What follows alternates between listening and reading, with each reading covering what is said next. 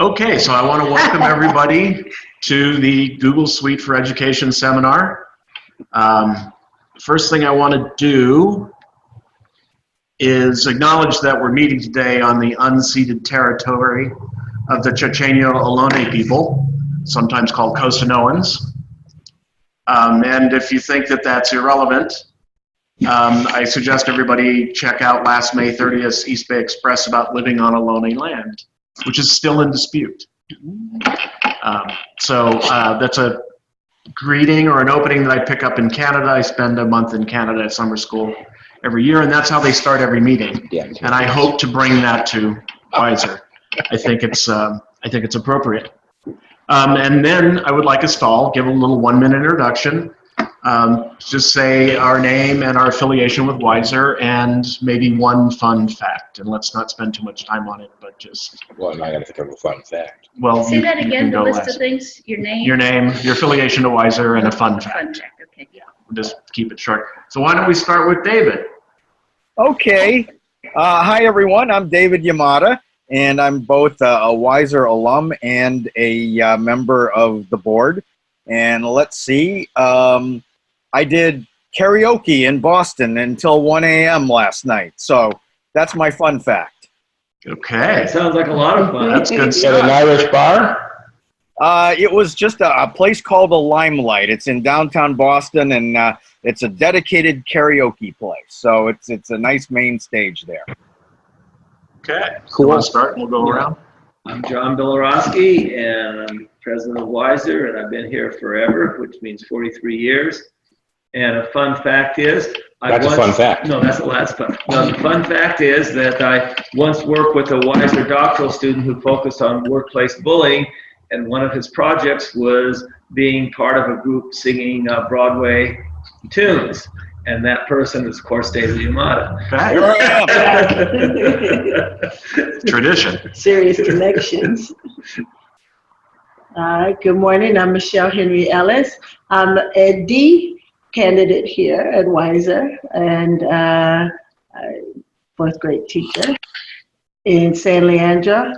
And a fun fact is, last week I was in Sedona, Arizona, and I was looking at the beautiful landscaping and being given some information on Native American traditions there and the energy vortexes. And I was looking and I picked up this rock.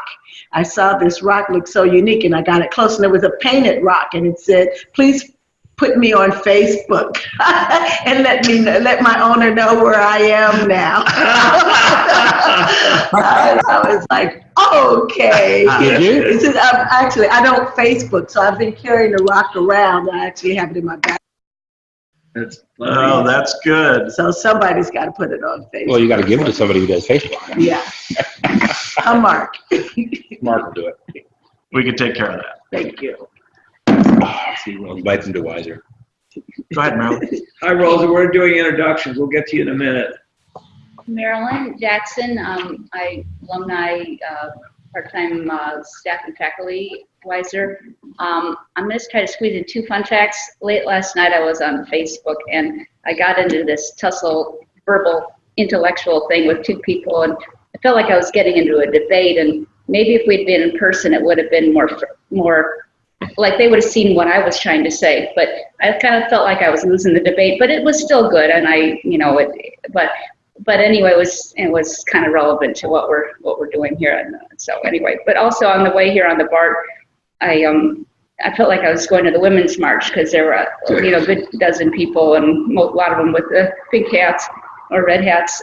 So maybe next year I'll go to that. We shouldn't schedule it on that day next year, because a lot of people, I mean, in the past, they'll go to these big marches for our community. I'm Robert Brehm. I'm associated with Wiser in a number of ways, curriculum, help, et cetera, fascinated with future potentialities of this association I have. And the fun fact I came up with has nothing to do with me. I've always thought this is a funny fact, but relative to clowns who are supposed to be funny, it's the most common phobia. to be afraid of clowns. Oh, yeah, right. One of the most common. I was very scared. I always when I thought that a was kid. funny as hell. And there's a word for it too, but I can't. Yeah, think of the yeah. word. It has its own word. Yeah. Besides the distinguishing honor of being on Weiser's Academic Advisory Committee and other affiliations with Weiser, tell people what your regular job is. Oh, I teach politics, psychology, and public administration at CSU East Bay and College of Alameda, and I'm a psychotherapist There you go. and a futurist. There you go. Rosa, you want to jump in? She's still Yep, there- Yeah, Yeah, there you are. can you hear me? Yes, Rosa. Okay, I'm gonna just stay without my video. It's like chaos in here. We're doing an addition, so there's just a lot of construction. So also my computer is in the shop today, so I'm having to work off of a tiny little iPad. So forgive me for any kind of lack of being able to be super present today, but I'm Rosa, and I'm a doctoral student at Weiser, and I'm working on my areas of specialization course right now, and it's really coming together in my head and kind of just working on the modules and that kind of thing. I'm also a psychotherapist, and I'm building my practice currently. And I work also with my wife collaboratively in our business. She's an acupuncturist, so we work holistically with people. Did you say, were people doing a fun fact or something? Yes. Yeah, if you want to do a fun fact. I don't have any fun facts today. That's okay. You're no fun? Wait, you got one. A fun fact is we're going on February 4th, we're going into the year of the Earth Pig, which Earth Pig? Earth Pig in China, in the Chinese zodiac. So that's a fun fact. Okay. Space pig. I guess so. Oh, that's true. Or pigs in Very space. smart. Last year was my year. It was the year of the dog. It was kind of a dog year. But I was born in the dog year. for you? Okay. So, Mark. Okay, and I'm Mark Wilson. My made-up title is I'm the Learning Designer Technologian at Weiser. I'm a pre-Weiser student. I have an associate's degree in sociology, and I'm finishing a bachelor's degree online at Metropolitan State University in St. Paul, Minnesota, which is also a former University Without Walls. So I'm finishing that degree and working as an intern for Weiser, and then I hope to be a master's student soon. Fun fact, there's so many. I once drove a Volkswagen bus from Los Angeles to St. John's, Newfoundland and back. Wow. When the Trans-Canada Highway was brand new. A Volkswagen microbus. Yes. Where did you start? Whittier, California. And drove to St. John's, Newfoundland and back. Had one flat tire. It was a great summer. So we got through that, and it's only 1:15. We're good. So today's seminar is about the Google Suite for Education, and we're going to focus on the apps. There's 2 more of these seminars scheduled, February 16th and March 16th. February 16th will focus on the Google Drive and files and file sharing, that type of thing. And on March 16th, we'll focus on Google Classroom as a management system. But today we're going to start with the basics and look at the different apps that come with the Google Suite for Education. I decided I was going to tell a Google story, but I can't decide which one. But I think probably the best one was, I used to be the Sunday manager at what I consider the best bookstore in the Bay Area, which is Moon News in Half Moon Bay. It was an old-fashioned newsstand. It had couches. It was run by a man with a master's degree in literature. It was really an excellent bookstore. And to get a discount, I finally convinced him to hire me. I used to work in bookstores when I was a kid. And I was a Sunday manager. And there's nothing better than getting up on an early Sunday morning, especially a foggy one on the coast, and going down to the bookstore and opening it up and getting out all the Sunday papers and putting out all the Sunday papers with your coffee, and then waiting for your regulars to come in and buy their international papers and their magazines and things. And so that was one of my best jobs ever, just as a Sunday guy. And I got my discount. And one day, one of my regular customers said, "Do you use email?" And I said, "No, not really." This is in 2004, maybe 2005. And he said, "You want to try it?" And I said, "Sure, why not?" I was working in Silicon Valley at the time. And he said, "I'll send you an invitation." I said, "Okay, fine. What is it?" He says, "Well, Google is rolling out this new email system. They're calling it Google Mail, and you have to have an invitation. And I'll send you an invitation, and then you can be a beta tester." And I said, "Okay, whatever." And I didn't even own a computer, but I used the computer at the bookstore. And so he sent me an invitation, so I was one of the first beta testers of Gmail, and have been playing with Google stuff ever since. So there's my Google story. And I have more, but we'll leave it at that. What number are you? Yeah, who knows? Google email 15, you know? Yeah, who knows? But that's how I started anyway. So I have my little notes here, if it will stop turning itself off. There we go. So do we want to start by opening a Google Doc so we can all take notes in one place? I'll take that as a yes. Yeah, I just opened it. As sharing, exactly. So excuse my screen for a minute.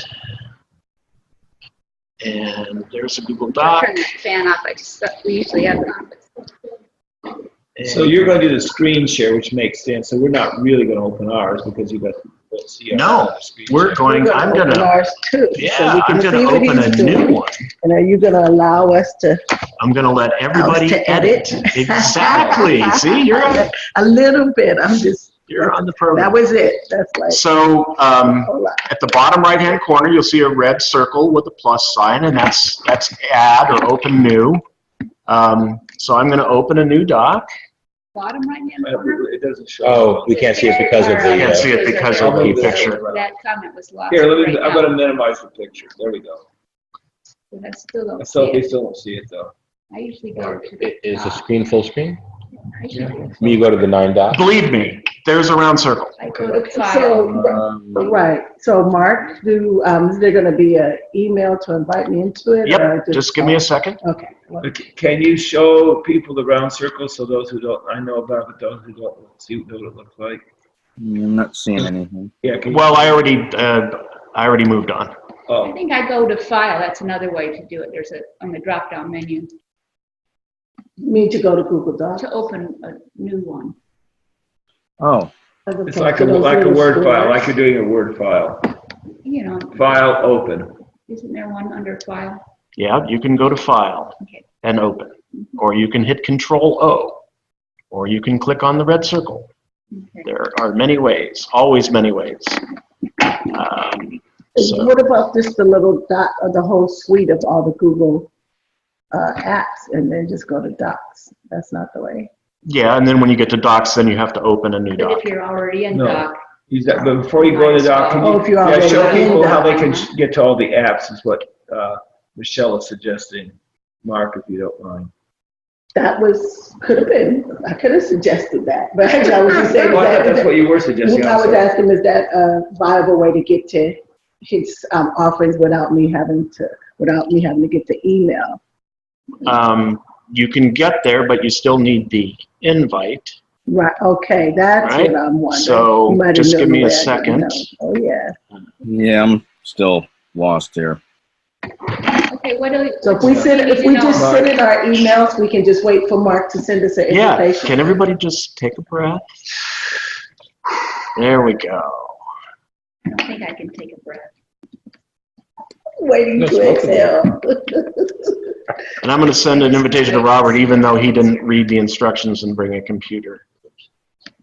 And can edit, and here's the doc, here's the comment, and hit send. I used to keep my computer in my trunk of my car. I just happened You to. click on share, by the way, to invite to somebody else, the blue on the upper right. Right, so if he was already in Docs, but like those of us who were not already in Docs, if we just sit in our email and wait for an email to come from Mark, which just did. Right. And then we can just click directly You can just into the click dot. on that. And that is Or- what I love. There are 9 dots in a square in the upper right-hand corner of most, see Michelle's already in, of most Google apps.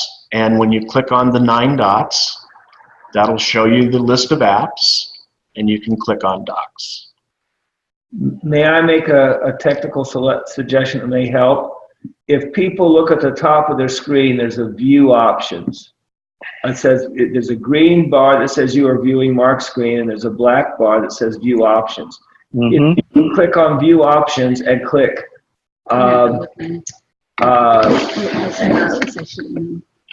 wait, initially I did hide. I don't see that now, Because I'm already in dots. I was going to try to suggest we do a side-by-side thing where we can see Mark's screen share side by side our own doc. I think would be a good strategy, and I almost had it, but now I lost it.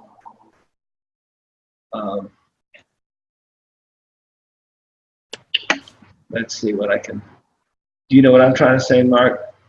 No. Okay, you have a screen share up there. Yes, but it's not sharing my screen. Now, why is that? Oh, I have to change view. Yeah, I was. There we are. Oh, that's interesting. I didn't realize I had to manually change. All right. So you should have all received an email in your Wiser email account. I did not. Oh, did I leave you off, Rosa? My bad. He clicks on share, the blue thing up there, and then down here, and type in her name, just invite her in. Oh, right, so here. it's So share right David there. and others, and Mark, you critique me. I don't want to mess things up, but I'm trying to help. On view options at the top of your screen, there should be a green bar that says you are viewing Mark's screen, and there should be view options. If you click side-by-side mode, as I did, you can put the 2 screens, Mark's screen share with your own thing at home, side by side, each of them taking up roughly half the screen. Okay, I've got collaboration. That's the actual doc. So Mark, could I have permission to do a brief screen share for a second? So I could show people what I'm doing? Sure. Okay. So, just a second. Clicking on share, but no. Oh, here we go. Wait. Okay, so now it's not showing my. Now the side-by-side thing doesn't show. It took my side-by-side off. I had, oh, because Mark's share's off. Okay, well, just take me off. You take control back, Mark. But I'm going to try to tell people one more time. Just put your screen share, because if you're not sharing anymore, it doesn't work. The side-by-side, because it has to work with your share, with your screen share. But the point is, there's this green bar. I stopped my screen share. Okay, it should be back. Do your screen share now, if you would, Mark. Again, I'm sorry.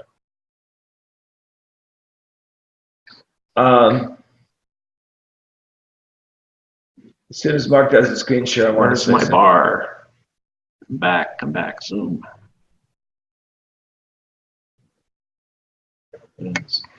See what I'm seeing? The way I fix it side by I side. do see that, but Well, I'm going to try to talk people through that. Okay, so I would have to be in Zoom in order No, to do that. oh yeah, are you not? Oh yes, that's right. No, well, Because I'm not. well you could look, if you. Yeah, so you don't need to be in Zoom. If you've got a computer, you can just look at the document. That was my intention, but. Well, okay, because David, this might work for you, might not work for Michelle and Marilyn who are here on site. But David and Rosa, if you look at the top of the screen share that Mark did, there should be a very thin green bar that says you are viewing Mark's screen, and there should be a black bar next to it that says view options. Okay, now if you click on view options on the arrow, an option is side-by-side mode. And if you click side-by-side mode, I think you could reshape the size of Mark's screen share and have Mark's screen share on half of your screen and whatever you're playing around on your own computer on the other half. We're all looking at the same document. Yeah, I'm looking. Oh, I see. Yeah. Okay, wait, this is the same one now. It's Mark's. Okay, all right. So I thought you wanted us to be doing something on our own that's different from what you were doing, Mark, so I misunderstood you. I Yeah. see that. Okay, so forget what I said. Just forget it. We're all gonna type on the same document at the same time. Okay, Learn something. okay. Yeah, so you can, I didn't realize that you could do that side by side. That's a cool feature. But my intention was for people to open the collaborative document and to see that we can edit it in real time. It shows at the top all the people who are on it, I guess. Yes. And so somebody's typed hello. Yes, I typed hello. There you go. I didn't get that yet. There it is. Well, it depends on your internet connection. It's coming. Oh, you know what? I'm not connected here. Ah. That may be it now that I've been. Well, no, you've got the collaborative Who are you document. connected now. to? Yeah, you open your email. Yeah, no, you're connected. Maybe refresh. Yeah, so refresh, or, you know, every computer's different. So I did this to demonstrate that we can all share a document in real time and collaborate. And this is useful for meetings if you want to take group notes. That's you, Michelle, you're in there. Yeah, but I don't see hello. I don't see Rosa's Yeah, hello. those aren't in the squiggle, isn't it? Right, and the Who's squiggle drawing? isn't there. Yep, and somebody's drawing. So I'm like, Good, why Hello, no. there you are. can't I see? Well, you're doing it. anyone? Yeah, but I can't see anyone else's comment. Yeah. It's yours. But it's not fair. I don't get to see what Yeah, they do. I can't do if anything. this I'm trying to wasn't do it in fair, my I wouldn't know what document. I'm everyone on else view is doing, only. right? And I should see it Oh, on the mine document. says The I gods can- are punishing you. I need to request No. edit access. No. That's because you're not in the right account. They don't have the right to punish me. Are you in your Wiser account? I'm in the I am John in B. my Wise Ready Needs. Wiser account. I am. Okay, well, I don't And I know. can see all the people who are here and participating. Ah, So interesting. David and John and John, Mark. is it your John B or John dot? I'm in my Ross? John B. Can you send it to my John B right now, Mark? The invitation. Does each person have to be in some kind of edit mode? No, it's everybody can edit. Look up there, and you should be Right, and able you shared it with to, me. be able to say whether they can edit or view or comment. That's that pencil over there, and you Yeah. have a drop down, but he has it on edit for everybody. Yep, everybody can edit. See, but see now you can see, and then it says, "Can you see my comments?" No. I No. don't see it. Well, it could be that you're on a Mac. Oh, There's always that issue. see, I'm not a fan of that odd. either, and this is the first time I've That been able shouldn't to matter. see.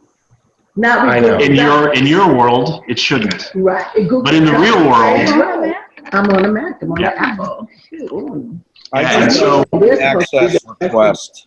Okay, so I was able to write now. Oh, Mark is the only comments I can see on my phone. you can't see mine Who now? wrote, Okay, can you now- see my comment? Who wrote that? I did. Oh, somebody wrote, Rosa. now I Can't can see- write on the That was dot. me, that was me. Who wrote now I can write on the Me, dot? Okay. me, that was Oh, that is John. Rosa's comment is the one she can't. And then who did the squiggly? So I did. I see Mark Rosa. and I see John. I can see the can you see my comment? Is that yours, Sounds like Rosa? romper room. Yeah, I did a little squiggly because on the iPads, I don't know, you can. I saw it earlier. It's a thing that you can do. You can make like all kinds of different shapes and Right. or What's text the or fork? anything. At the end Oh, of, no, that's Now I can write to on show top. you, that's to show you who could, that's everybody. Those are that's typing cursors, the in. color of Yeah, cursors. no, at the other end of dock. That's the cursor. I typed that and I must have the turquoise or So, blue Right. cursor. David, how's it going? Well, I can't, I had to send, I clicked the link that you sent me, but it went to my university address at Suffolk University. But I did click and then I sent an email for you asking for access. What you need to do is to sign into your wiser.edu email account. Okay, that's where I've been operating from, but your email did not arrive in my Wiser account. That's odd. Wow. Maybe it went to Interesting. spam. Maybe what you should do, David, is sign out of your Suffolk account, because Right. sometimes for other Yes. purposes, if you're in any other account, it gets I confused. find that happens all the time. Oh, okay, but I'm out of it now. I had clicked. It's possible I hit the wrong one. Oh, 'Cause- you sent it to my Yahoo account, which I will. Oh, that's my mistake. I just sent you one to your wiser.edu. This is a piece. Okay, That was my intention. there we go. And that one over there. PC. Oh, wow. Wow. Yeah, I have a lot of issues with people with Macs. I'll be like, Cute. there's a thing right there and there's that right there. And people are like, no, there isn't. I'm like, yeah, it's right there. It's right there. No, I don't see it. So I think that's Mac. Okay, Okay, I Mac see and you, Google David. are not friends. You're purple, David. There's David. David's got a purple cursor. Okay. So we Oh, jumped right David. into, I got David. Okay, so everyone's cursor will show up in the same document if you're working at the same time. Yes. exactly. Even, right, and And a even if different you're color. working at different times, you can still see who worked on it. Their cursor will be sitting there on what. Does the color automatically get chosen for you? Yes. So I David, jumped does David right have a Mac? into- I'm sorry. Oh, I don't know. What kind of computer are you working on, David? a MacBook. You see, I Okay. can see David's. You can see David's Mhm. comments, but not the PC comments. But Oh, I can how see odd. yours and How Interesting. come, iPad. wait, you can, wait. iPad, I can't just see the wrong. iPad. Can't see the iPad. Okay. Well, I can see it. it's a mystery. Okay. And life is full of them, and Google is full of them, and the internet is full of them. Thank goodness So there are Rosa, messages. your comment doesn't have a cursor, the others do. I don't know why that matters or why that So- is. I gotta got be a question. Don't know. If if we all walked away now and we came, and somebody else came in here and looked, would they know who wrote what comments if the colors weren't there? I'm not sure. Especially as a colorblind. Well, I do know that when Deborah worked on the strategic plan, I can tell which things Deborah did and which things I did. Yeah, especially if there's comments, yes. I'm not The sure about cursors each never go line. away. So, question, and I don't know if you know the answer to this. If we were to shut down this particular collaborative document, but save it, and then Michelle were to reopen it, would she then see all the It's comments that everyone else put automatically in? saved. You don't have to save You it. don't have to save. I don't even think Go you out can of get it rid and of go it. back in. is Exactly. what we're So talking she'll about. never be able to see any comments from nothing, a non Maybe not from the, We don't know. from the It's a iPad. question. 'cause Let's they're- just they're keep that as not on a question and let Mark move on. I didn't mean to derail. So, well, But it's kind of important to know. Yeah, that, this is good. too, So- if I'm gonna be collaborating We'll with figure it out other as we students. go along. Yeah. Mark, I do have a A question. lot of questions. I see 4 circles at the top, one of which has my face in it, one that has an M in it that I guess stands for Michelle, maybe, Maybe, because I don't Mark. have me. Yeah, it's- and then purple Uh-huh. with a D in it, which I'm sure is David. And then there's another one with just a person that's kind of gray. Show That's the chat. chat. That's a chat button.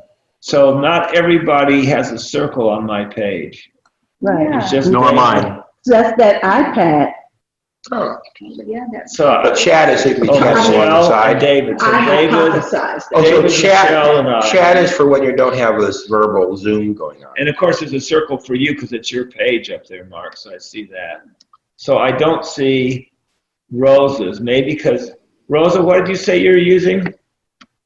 Oh, I'm using an iPad. Yeah, so I don't know if because you and Michelle are using Mac stuff, the circle with your Yeah, name. Macs are funny with Right, all of this, I think. right, They're segregationists. right. Better So- than one. They're better than the rest. Let's try to get back to the demo Okay, here. I'm sorry, Mark, but I wanted to understand a few things. Boy, talk about herding cats. I love Wiser. So we've got to the very first step of the demo. We opened a document. And we've proven to ourselves that there are still mysteries in life, and we've proven that we can all edit it live in real time. And I'm not sure if each line is identified. I'll have to check that. And then you'll see I open the chat box on the right. So not only can we edit the document and make comments on the document if we choose to, without editing, but we can also carry on a chat on the side. Michelle, do you have the chat? I do have a chat button. Yeah. So do you have the chat open? I do not. If you just Do click now. on the She can gray open one. it. This There is you the are. chat box. So this is helpful for meetings if you're working on a shared document. And you can make snarky comments or whatever you want on the side that aren't stored in the document. Oh, it's not verbal.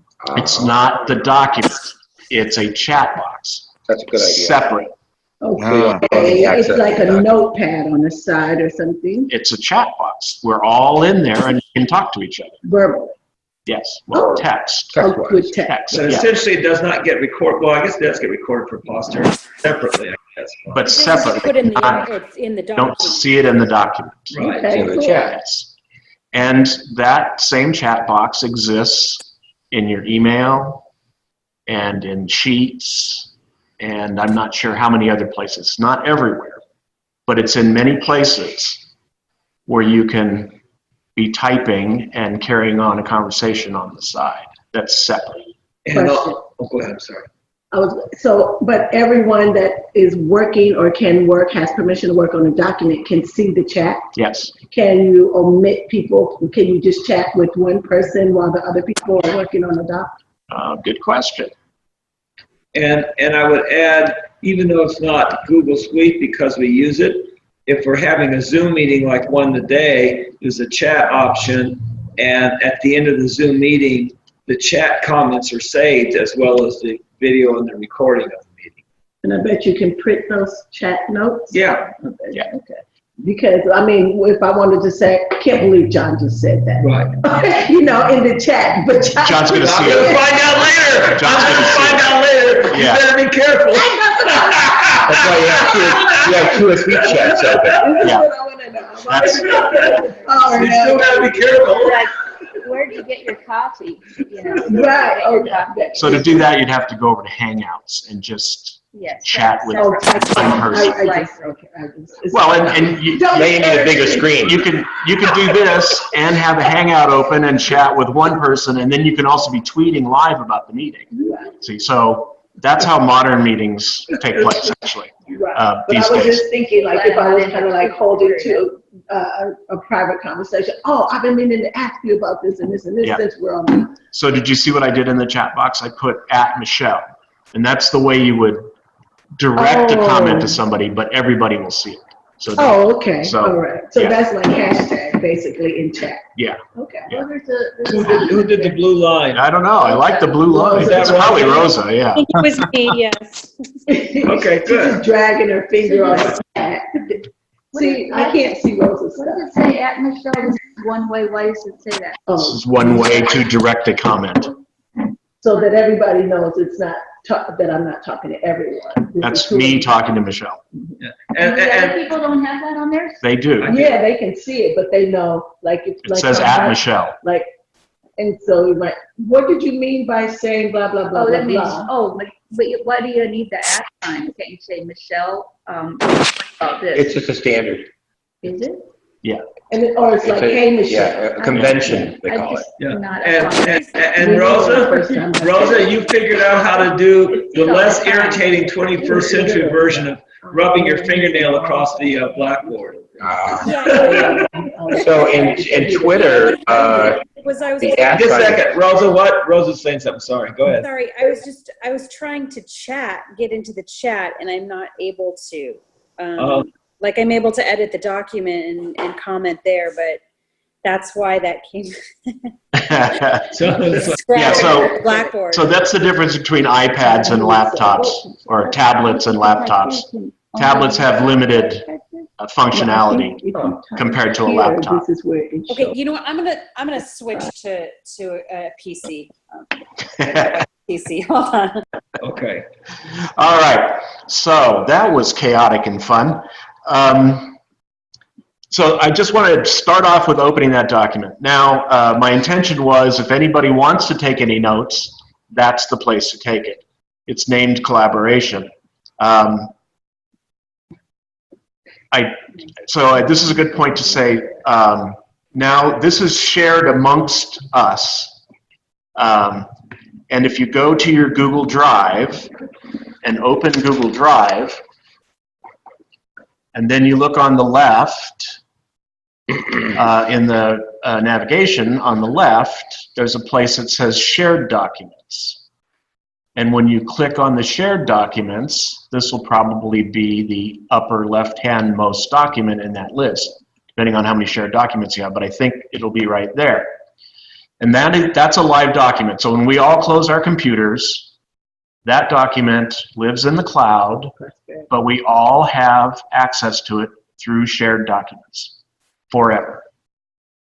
Now, see, the cloud is, oh my God, the quagmire is I know things are out there virtually. I don't know how to access it. I don't know when I need to access it. Do you have Dropbox? Quick question. You would know. Is that an app? Maybe you should Well, show her. their applications, we're not going there. So Mark, All the cloud is somebody else's computer.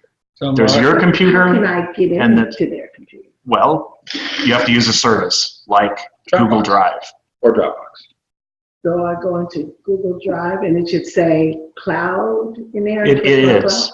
Yeah, see, cloud is a metaphor. Okay, it doesn't really exist. Thank you, because I've been searching. It's somebody else's computer. Somewhere there is hardware. so Mark, I think it would be useful if you did a screen share and show people what you just verbally said. About the cloud. Okay. No, about how to find the shared documents and go to their Google Drive and blah, blah, blah, blah. Okay. I understand how to do it, but I think it'd be good for others. Are we seeing my screen?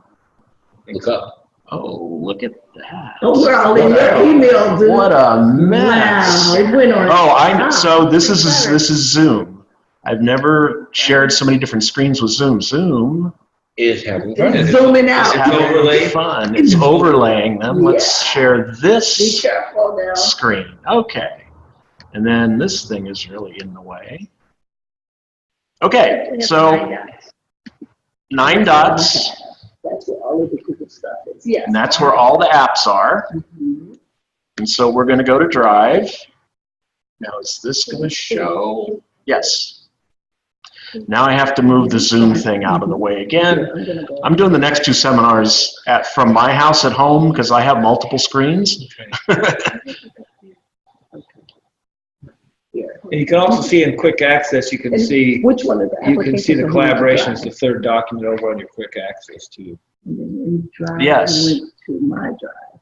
So That's in mine. Everybody's going to be I different. know, but I'm saying mine is the second one over. The point is the quick access. I was just trying to help, and I didn't mean to butt in. Wanted to help instruct. You can get to the recent thing you've been doing with the Google under quick access, but you can also go the systematic way going. It was shared with me as you were getting ready to do.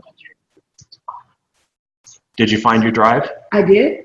You're in the cloud. I'm so mad right now. I am so mad because I am so cool with going to my Drive and accessing all the different apps. But the cloud, I have literally been looking for the cloud. It's just the internet. So it is a metaphor. So really all you need to know is that's your computer. Yes. And on your computer, you have an operating system, Yes. which is Mac OS. Mhm. And then you have software Yes. like Word Yes. or whatever. Yes. Those are on your computer. Yes. Everything else is in the cloud. Okay. When you're Okay. searching the internet, Okay. when you're Okay. whatever. So it's like the browser of the other stuff of the. It's just not everybody else's hardware, computer. It's not software. It's virtual. Well, no, it's hardware. It's just not your hardware. Okay. That's all it is. It's all it is. The internet allows Me to access. your computer to talk to my computer. Okay. Through That's the cloud. well, yeah. I don't use the cloud metaphor unless I have to. Thank you. Yeah, yeah. It's more confusing than it is helpful, but it's what people call it. So where were we? Oh yeah. So now we're in Google Drive, and on the left side there is a button that says "Shared with Me," Mhm. and that's how you find things that have been shared with you. Now, I don't have the Collaborate document because I'm the one that shared it. Right. But everybody else, when they click on Shared with Me, is going to see the document that says But go back to Collaboration. your quick access. Show them the quick access, please, Mark. We already Quick did that. access Well, I to don't what? think if people heard that. I don't think people heard the quick In the access. Google Drive? Yeah. Yeah, there's a quick access bar The that last shows several things. the last things you were working in. And the collaboration is in Mark's is the third one over. Collaboration G. That's the That's the third one over for you, not for us. Because this is people's Hey, shit. No, I'm looking at Mark's screen Ontology? share. It's the third one over on Mark's computer, not mine. On my computer. Right, but how are you looking at Mark's? Because he's doing the screen share. Well, you're just in your own, she's in her own drive right You're now. looking at yours now. You're not looking at the screen share. Look up there at the Okay, screen I share. do see that, but can I see your Google Drive in my computer? No, it'll all No, look only if he different. does the screen share. Yeah, It's no, everyone's only different document. Okay. if you were in Zoom, Okay. you'd be seeing my screen share, but you're seeing it there. Okay, yes, I but do get that. I was you like, can't- The third one over. It's the third one so over. in that's a Mark's. screen share. You're not. I'm looking at the really same thing looking- as the TV. Right. I'm looking over Mark's shoulder at his computer. Yes. Yeah. Okay, Yeah. thank you. But you can't literally look in my drive. Right, because I'm like, wait a minute.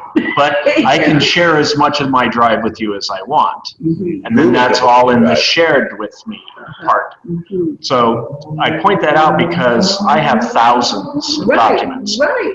And the first way to separate them is, am I looking for one of my documents that I created? Or am I looking at a document somebody shared with me? Mhm. And that sort of breaks it in half. And then, of course, there's a search bar. And then you start searching. You can also scroll and search by date. I have folders. We're not going to go into all that. That's the next seminar about how to organize. Hello, Throws it back on another computer. on our computer. Yes. Oh, Okay, so that was a very chaotic start to the Google Apps, starting with how they're shared, how people collaborate using Google Apps. I wanted to start with the collaboration because this is the part that I'm finding hardest to get across to people is the Google technology, the Google Apps, is not something you keep in a drawer that you use, when you need it. It's the center of how Wiser is going to be organized and operate. Because Wiser soon will exist in the cloud okay. on the Google Drive. That's where Wiser will live for most people. Now, we will still be able to come here and have coffee and talk, but for the distant students, to them, that's where Wiser is. And all of their communication will be through that drive using these apps. So we need to start thinking in terms of at the center of how we work together. Now, as a student, and if I want to have a shared document or talk to all of Wiser, I have to have all of their email addresses. Do I have to build like a listserv like you used to have to do a long time ago? Nope, it's in there. We'll get to that. Okay, All right. okay. All right, so we opened, Because you put it in there? Yeah. I'm sorry. Yeah. I know this is chaotic for you, but I'm not a tech person. but that's Okay. next thing. Okay. All right, so I wanted to start with the doc and to show the collaborative nature and all that. Now I want to go through the apps. And the first one, of course, is going to, in this little screen, it's just so annoying. And the first one is, of course, going to be Gmail. Oh, it jumped down to the bottom. Thank you. So I see I have two versions open, which I probably don't need. But anyway, so Gmail is currently the central app that's being used at Wiser, by far. And it's how we're used to communicating. And so it's easiest to start with. But again, the purpose of the Google Apps is to make communication and collaboration easier, and it will cut down the email by, I would say, 90%. Which would be good. When we get fully involved in how to use this, which will be good, Yeah. especially for people who don't read their email anyway. Or have Well, several in all different email fairness, accounts. Yeah. when I open up and I've got 90 new emails every day, I have to make executive decisions at high speed on just what to get rid of. Yeah. And all then what I'll read later. And So we all should. so if I had one email from Wiser, I'd be more likely to open it and read it. If I've got 30 in the same day, which sometimes happens, I'm not reading any of them because I don't know how to prioritize. No one's got time for that. Yeah. So we need to figure that one out. Well, we're moving in that direction. Yeah. And the collaborative document is the main way that we'll be able to cut down on so many emails. The collaborative document? Well, the collaborative documents collectively, Oh, okay. right? That So, process, he means. Okay. well, the process and the different applications. And that, But we'll start with the Gmail because that's the one we use the most. And for a while, that's the way it's going to be. There is also a chat box somewhere here in your Gmail. so, in the Gmail. Yeah, down at the bottom, Chat. Oh, Are those chats? that's okay. it's That's a Hangout contacts, Oh, Hangout over conversations. here. Yeah. chat, the hangout conversation. Yeah, That's conversations. It's the So chat here it box. is, Yeah. Hangout, Contacts. is Hangout really contacts. exactly. phone calls, Or which I call, if you're love. using- You can have a video conference or you can just chat with somebody. And Hangouts, though, that's the chat that you're talking about, or there's actually one called chat also? I wish it was that simple. Oh. Now I know how my fourth graders feel. Yeah, Google interface with Skype? interface? No. Wait, so you couldn't use Skype while you're in Google? Because it's as good as Skype. Yeah, they have their parallel one. It only goes, last I Right. checked, like my other Gmail account, I have 40 minutes on Google. No, I'm saying that wrong. No, you can do as long as you want. What am I saying? So this is, I guess, the time to say that these things change every day. And this is another point I keep making over and over again, is Google is constantly improving, changing for sure, their applications. So where it now says Hangouts, in another week or something, it won't say Hangouts anymore. It'll say Chat or Meet. And chat is the literal text chatting, and Meet is the video conferencing. But it's taking them a long time to change those. So here it says Hangouts. If I go to my apps,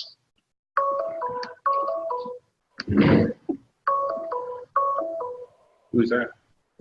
I don't know. Well, Michelle's playing around in chat because I loaded her in there. Oh, She might have done something. So, Michelle, if you look at my apps again, yeah, I have those. you can see there that Google has dropped Hangouts and has Chat and Meet. And yet in the email Oh, here's display, chat. it says Hangouts. So Right. Oh, but they're the same person. they're the same. Okay. They're the So same. Google is changing because Hangouts was texting, phoning, and video. All three Yes. was Hangouts. So They've dropped the phone, well, that's spun off into something else, and they've kept the texting and the video conferencing and renamed them to Chat and Meet. So Okay. David and Rosa, the two of you see on the right-hand rectangle with all the apps, you see toward the icon for chat and the icon for video. Okay. Yes, Or and icon for Meet, Meet. which is a video. Yeah. Phone app now? Well, they've spun off their own But phone the Hangouts service. is in there They already too. had their own Yes. service. So chat and Hangout are both still in here. That's what we said, they're not, I Yeah. have a Google But no, phone. they're renamed. They should say chat. But the Hangout name is going to go away. It says- See, it says Hangout. Yes. And then if I Oh, yours is go, different. and then no, here's chats here. Oh, So okay. I have both, two different icons, two different names, but they're the Yeah, same. I don't know why. Yeah. But I don't have video. Oh, Should it's say Meet. Meet's called Okay, Meet's the Meet. video. now. Meet's the That's video. new name for the video Did one, I? Yeah. is Meet. And then what's the Also one that's down here. where's the telephone? Because that's the one I love to use. That's going away, Forever? as far as I It's not know. being replaced. Oh, But you can have a video and I think you can hide your screen. Yeah. You could, yeah, you use the video. Another view. chat. But before, like I would get an email and someone send me a telephone number and then I just click on the telephone and it would, and I could hands-free can sit there and talk to them. It would call them.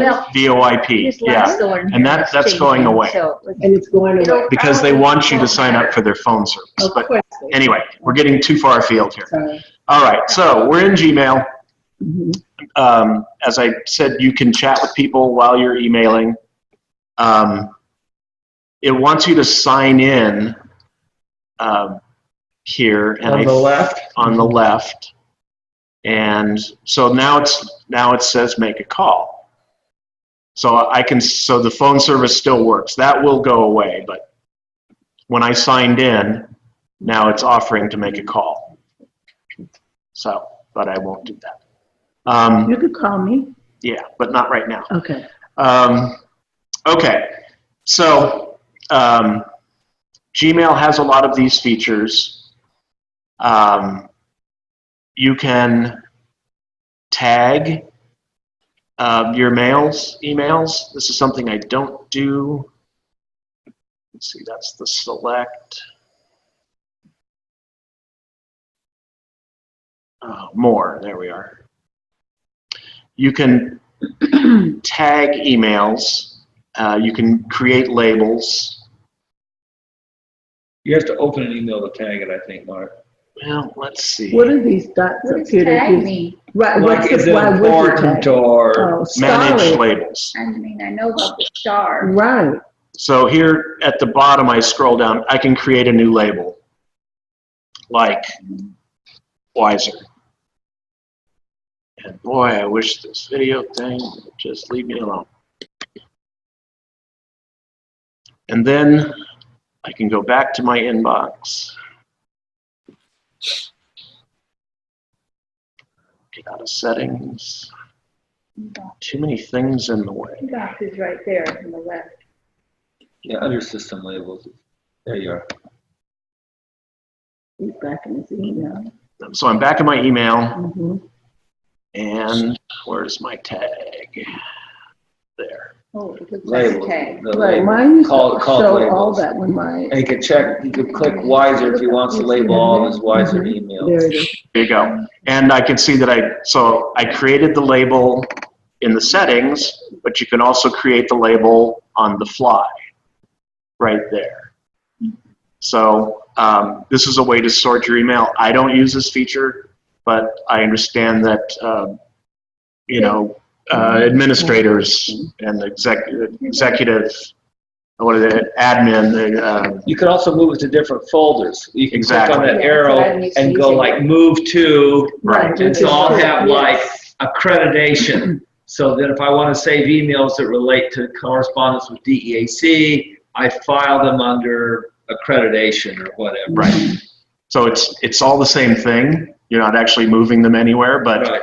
it's how you want to look at But it. it feels, It feels like it. it feels like moving Easier it to to them find it. because then when I want to find it, I go to that Click on the folder. Exactly. So, and since I'm used to doing things that way, it works well for me. Yes. And if I have my personal banking stuff, I can put that in a folder or whatever. Right. Mhm. And it's all semantic.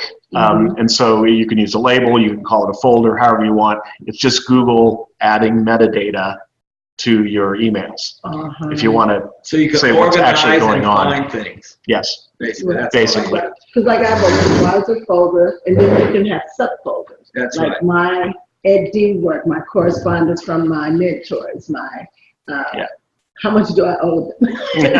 My finances. Yeah. But the other thing that I found that sometimes as a matter of practice, it's just easier for me to do the search thing. That's what I do. And so like if I'm working with a particular student on their dissertation and I want to go back to a conversation that we had a month and a half previously about their dissertation, I'll type in their email address and then I'll look back for about 6 weeks before because I knew it was a conversation about 6 weeks. I mean, I even do this sometimes. Recently, a former Wiser student got in touch with me about something we had talked about like 5 years previously. And I just put in his email address and I looked for 5 years previously to see what it was we really agreed upon in the email 5 years previously. Yep. So you don't trash your stuff? No. Oh. And as Mark will tell you, say it. Yeah, the billion. We have unlimited storage. Oh, see, and that makes me think about aliens. How in the heck could possibly, and all the people in all the countries and continents have unlimited storage? I don't understand that Because concept. energy does not have mass. No, that's not it. It's because we're a Thank you Google for pulling me back. Education Suite No, institution. No, Not everybody has no. unlimited. Not everybody has unlimited storage, Okay. but we're special. We have unlimited storage. But there is not a such thing as unlimited storage in the world for everybody in the world can do No. as much as. Okay, thank you. Yeah, because it's on somebody else's computer. Yeah, but as long as they have enough terabytes. Actually, as a former math major, I will tell you that there's a distinction between countable and uncountable infinity. So what we're dealing with here is countable infinity. Okay, It's bounded infinity rather than unbounded infinity. okay. Okay, I can go with And that very question actually drove people insane. That was helpful. It was. yes. Turn out your cheek. So, I get it. yeah, as a Google Education Suite institution, which we are, Okay. we all have unlimited storage. That was a smart move, Mark. Who does? Actually, somebody else signed We just did. Wiser up. I just signed this up a long time ago. Yeah. Because I thought I had some very mundane, a good but very mundane reason for doing so. But this is so good because when I used to want to do the Google Share and the Docs and stuff, we were like, no, just attach it to the email. It's easier for me to do that. So this is kind of like wow. So you just kind of had like a meta moment. Pull that out. That was great. No, Mark's helping have the meta moments based on the mundane but mildly intelligent decisions I made previously. Mark may be calling some of us kicking and screaming over into the Google Age. Well, it wasn't my decision. I'm just trying to help. Well, I want to give you this too. I watched but- that seminar that you guys did. It was you and John and Dahlia, and you were talking about the history of connect. Oh, that was really good. That was really good. That was from last Monday. That was last Monday. It was a really good Oh, good. I'm glad you enjoyed it. Very good. Yeah. And so it helped move me. I'm like, okay, I am really going to start going a lot more. Once you jump in, you find out what you can do when you get like swimming. At first, though, it is so overwhelming and spooky, like swimming. I mean, Yeah. I'm still used to. So we got to have monitors, more people look at but- that video from that seminar because that seminar was a really good discussion of why this matters. You know, it's kind of like beyond the technical. What we're doing. Yeah. Why does it matter? What we're actually doing. And you may never see me here again. Okay. Michelle. What are you saying? 1 hour down. Okay, sorry. All right. Oh, yeah. So onward and upward. I think that still matters. So I'm going to circle back to your question. When I want to send an email, first of all, there used to be a round red dot in the bottom right-hand corner with a plus sign, but of course they had to improve that. So now there is a lozenge shape in the upper left-hand corner with a multicolored plus sign. The same thing as open or add, Oh, compose. compose, Uh-huh. whatever, Yes, right? Yes. And as an administrator, I have created a directory Oh. for everybody. So in your contacts, you have everybody in Wiser. When you're in your Wiser Gmail, you have everybody. And then I went in and I broke them into groups, although we need to go back and re-edit those groups. So that's something you manually have to add people to, like As the a- list. Kyle, of As an Yeah, administrator, Mark. I created these as an administrator. You don't have to do anything. No, but I'm just thinking, so as a classroom teacher, and this. I have 28 students, I would literally have to put all 28 of those Yeah, emails. you would create a group Yes. For that class. for that class. Okay. Yeah, and you would name it, you know, fourth period, Mhm. and you would put those 28 email addresses in there. Yeah, so anytime I want to send a mass email. You just type in fourth period and you know it's going to go to everybody. In this case, I want to start at the top. There is a category called all. Hmm. which we don't want to touch. Well, you won't break it. You won't hurt anything, but just be aware that Right, it's going to, Just don't push you send. don't want to, right, you don't want, that's why I don't want to touch it, because that's automatic, is we start pushing buttons. Well, yeah. But if you did, and this is probably more for administrators, but I'm keeping it as open as possible. We're a small institution. If anybody abuses it, we're all going to know right away. And we're going to call them on the phone and say, what are you doing? Didn't it used to be called something else? Nope. A listserv or something. All at Wiser.edu, I thought it was a different. It's actually all hyphen Wiser at wiser.edu. Yeah. But it doesn't matter because all you have to do is type in all. Up there, it looks like it's all at Wiser.edu. No, it's All hyphen Wiser at wiser.edu. Well, up there it says both. Yeah, it jumps on up. the screen, on his screen. Oh, it does say both. Interesting. And when Yeah, I they put both in the work. hyphen, Yeah, like it you said, actually reads as all all works. of Oh. Wiser. Yeah. Anyway, type all and it will go to everybody. That's the way. All at it's talking about. wiser.edu. Just type all. And everybody, just so people know, everybody means everybody with the wiser.edu email account, which is every student, every faculty member, every board member, every staff member, and a handful of alumni and people like Robert, who probably doesn't even use his wiser.edu email yet. And of this list of maybe almost 100 people, That's there it? are, yeah, there are still about, in ballpark, there are Yeah. still about 10 people who have never signed in and never activated their account or used their I account. think it's closer to 20, but we won't. Well, go. wait, the point is If there's you're a handful. sending it to other people, would you want to blind copy them so everyone? They won't know who it is. You know, if you do all and then you do Robert's other account, that probably should be blind, because otherwise people will see the other names unless you don't care. That's right, but that's a detail that I decide on a case-by-case basis. Of course. So you can email Wiser administrators by typing in administration. Or Now- board, like when I did the board meeting, David, I did board at wiser.edu and then I added a few other people, or faculty at wiser.edu. Right. So my point here is they're already created. And you can quibble about if somebody's left out, send me an email or send John an email if somebody needs to be added or removed from any particular list. But it was just a start. And this is in reference to the email.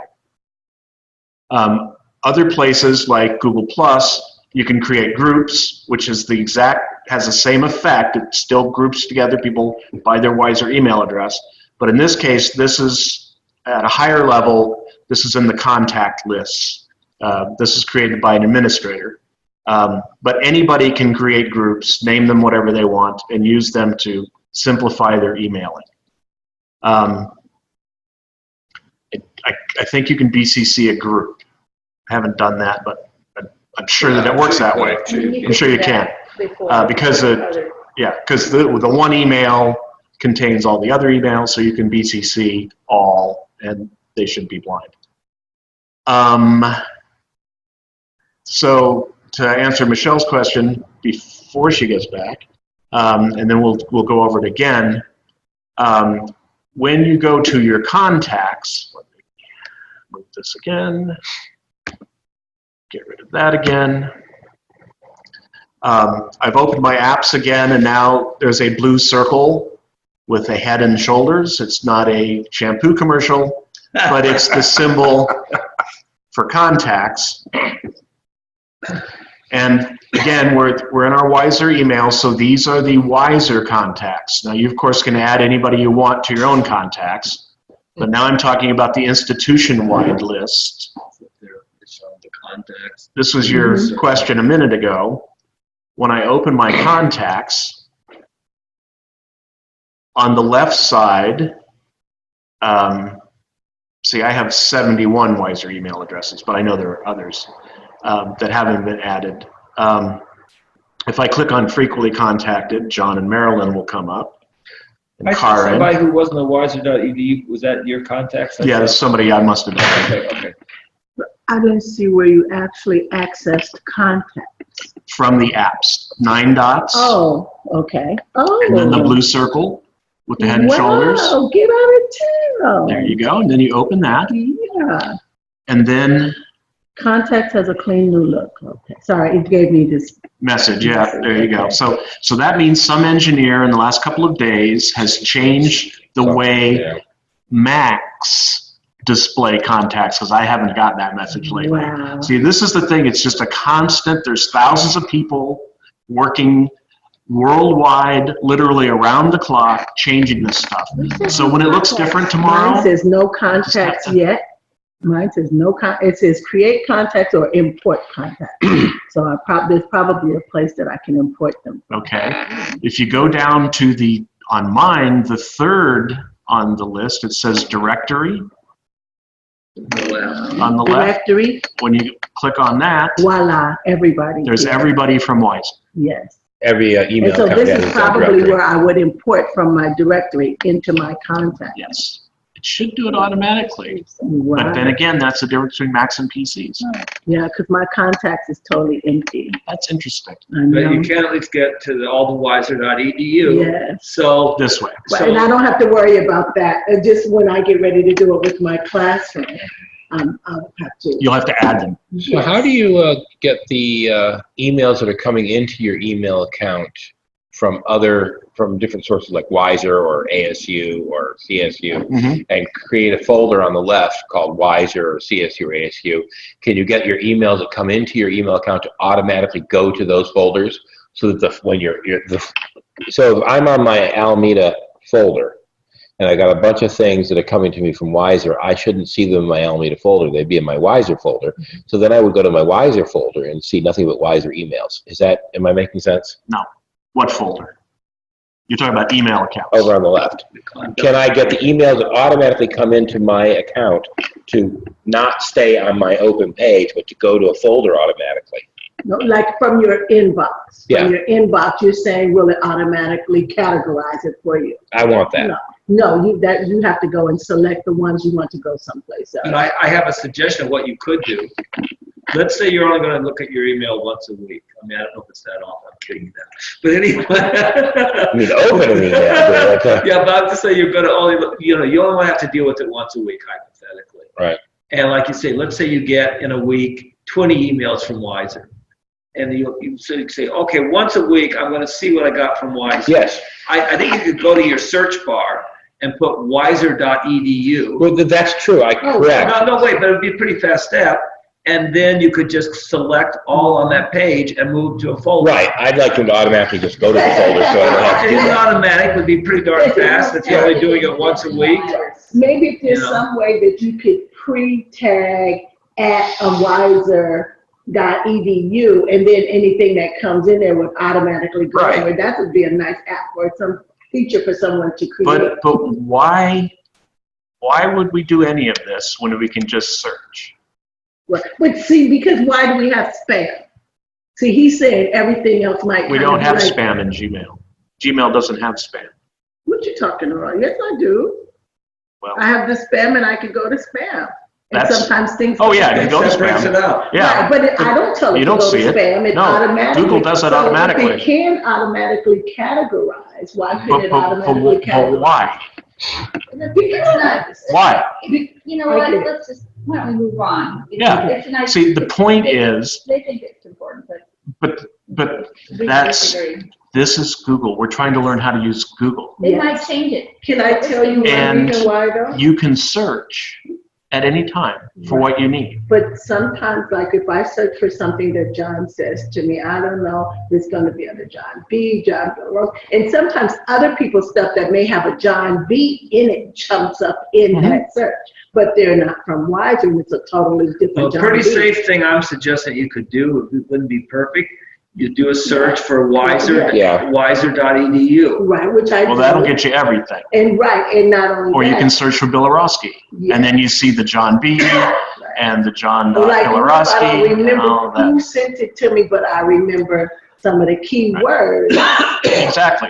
So this is infinitely more powerful than trying to sort them into folders. Yeah, I use the search function a Yes, lot, me too. and it works really, really well, and I do spend probably on average 5 or 10 minutes a day searching for things and organizing them, but then again, I also spend that I spend more time than that doing the dishes and washing towels and the laundry. So Yeah, I just buy new towels and dishes and throw back everything to away. my inbox from here? 9 dots. Oh, wow. No, inboxes can't be in, it's 9. email. 9 dots, Yes. Gmail.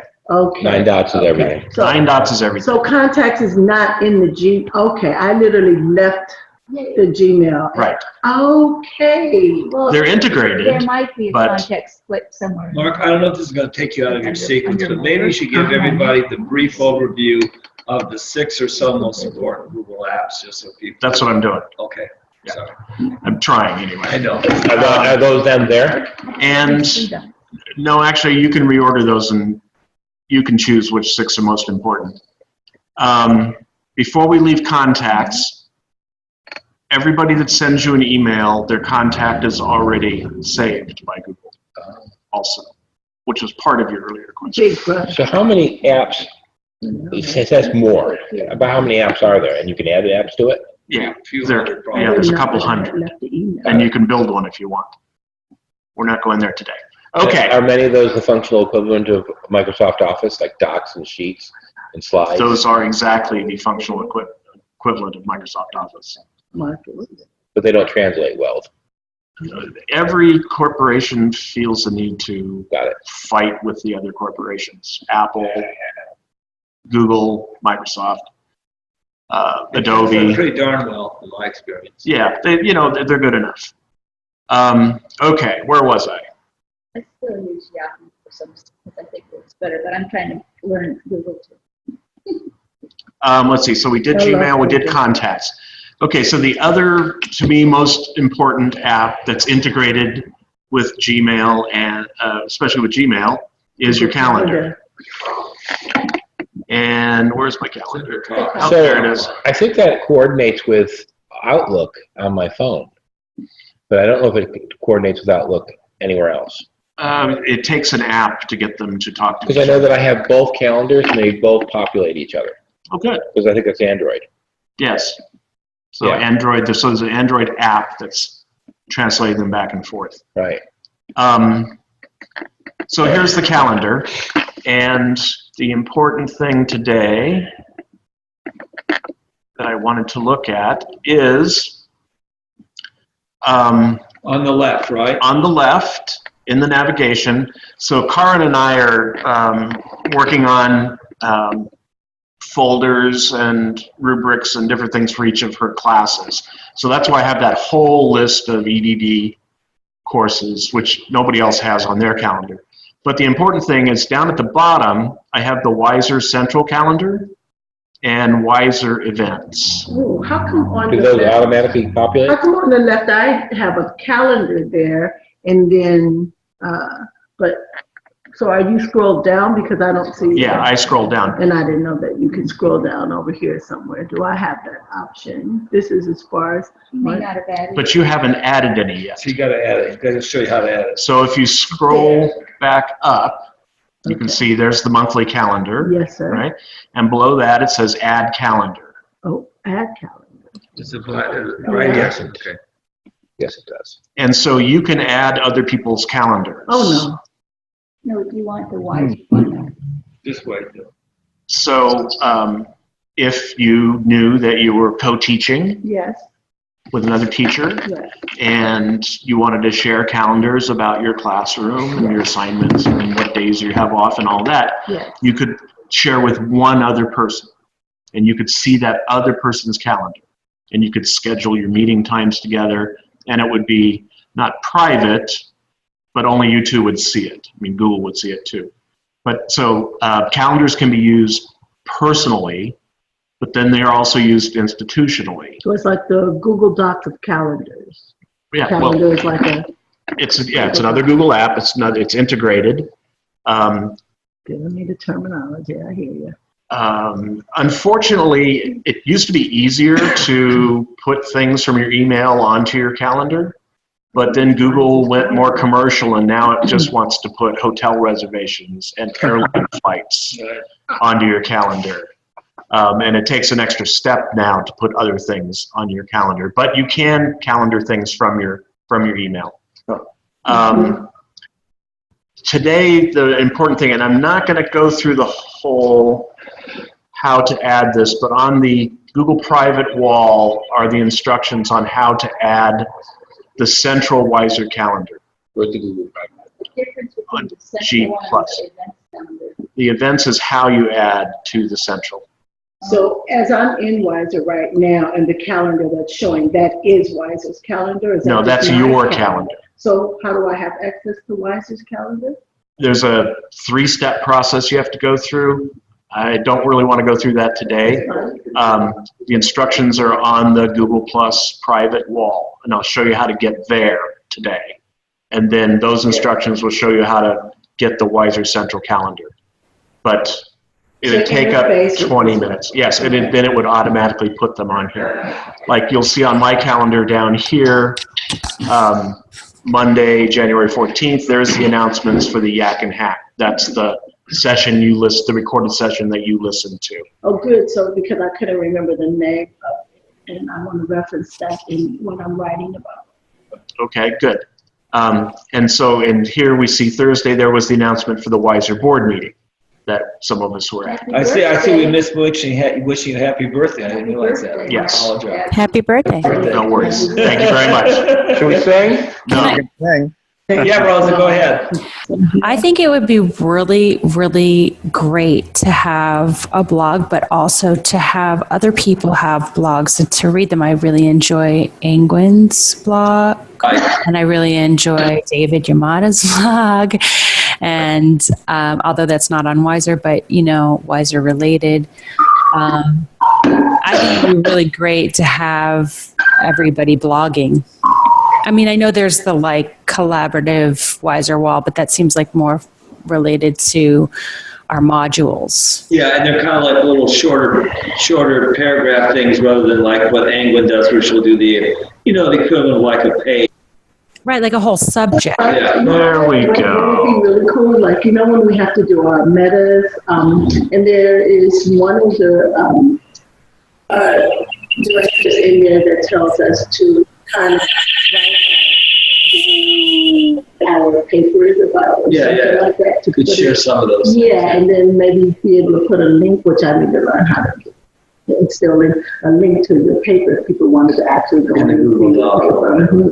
So, or request to be shared. So, I'll think more about this, and we'll talk more about this in the next, 3 months or so. Rosa and Michelle. I don't mind putting some notes in there and stuff, and then kind of keep a Rosa, I'm a big blogger fan myself, so I use WordPress, but I think blogging is just a great modality for so many types. Your blog is absolutely amazing. Oh, thank you. Yes, I follow it diligently. It's brilliant. Oh, I'm very grateful. Thank you. You are welcome. Well, Wiser got a bunch of us, a few of us start on blogs, and I had one at Wiserville, and then it's still some of it.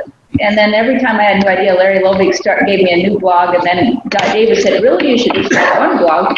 So I tried to consolidate, and then it was going to go out of business, so I moved over to WordPress. And I think the important thing is stability. You just start one wherever you get it, and then stick with it, and then you can share the link. Right. So I put up another slide.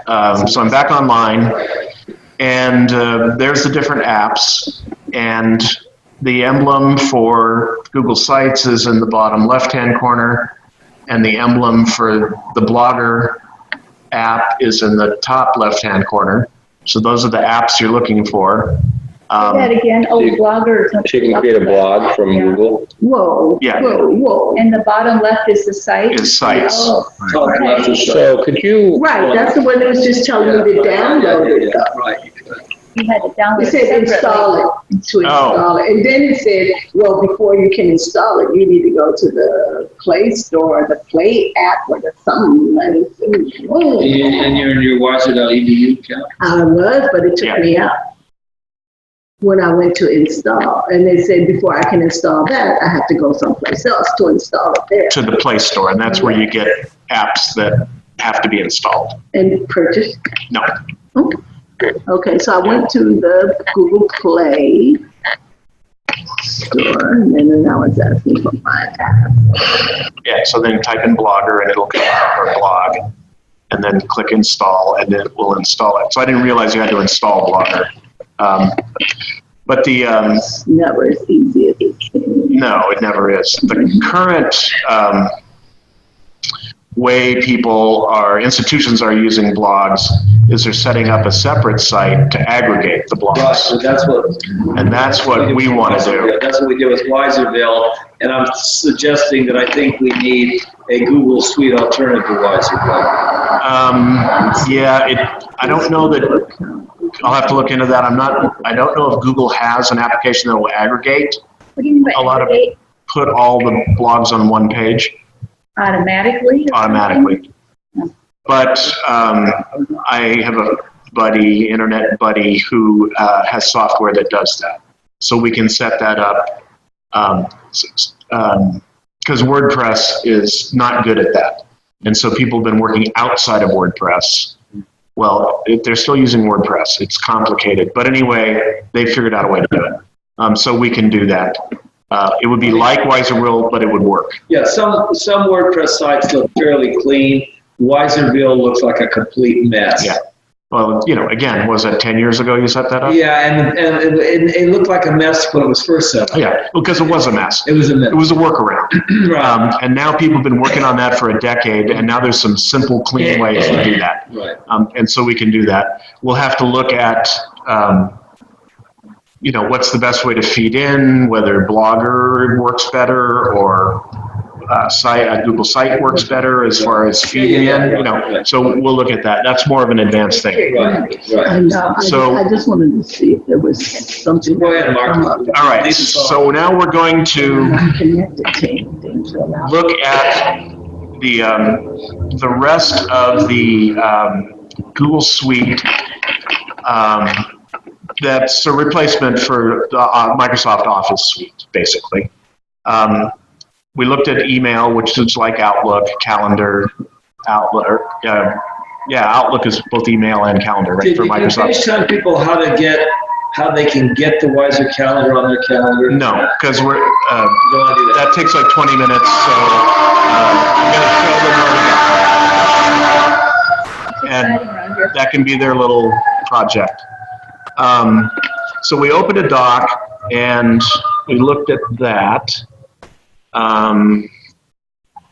But what we need to do now is to go back to docs and look at a couple more things. And then after that, it gets a little simpler because they're structured the same. Let's see, I'm in the right place. Recent documents. Go with the collaboration. I don't know where that G came from. Yeah, so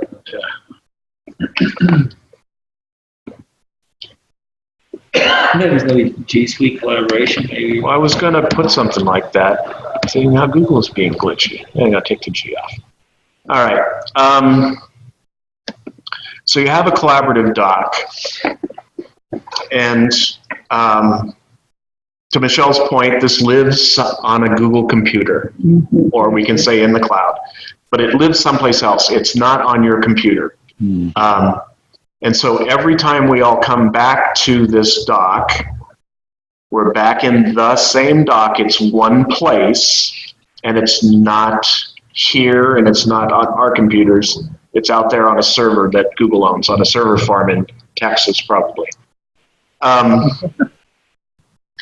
But you might want to save this doc in the form that it's in for some reason, which is the same as in the old days downloading a doc, right? But with Google, you don't download stuff. You don't need to because it's stored, it's backed up, it's saved automatically. And But you can. but there's a history where you can pull up this exact format if you changed it, Yes, right? I'm getting there. Okay. I'm getting there. Oh, okay. If you make a copy, so I went to File, Yeah. There's my drop-down menu. If I make a copy, it'll automatically title it copy of, and then this name, and that freezes it. So that copy is not linked to the original. Right. And this is the important point. If you want to take a snapshot of a document or download it, it's basically the same thing. You make a copy. And then you have the snapshot of the document at the time you made that copy. You can continue to work on it. So this is called forking out in the real world when people are building something together.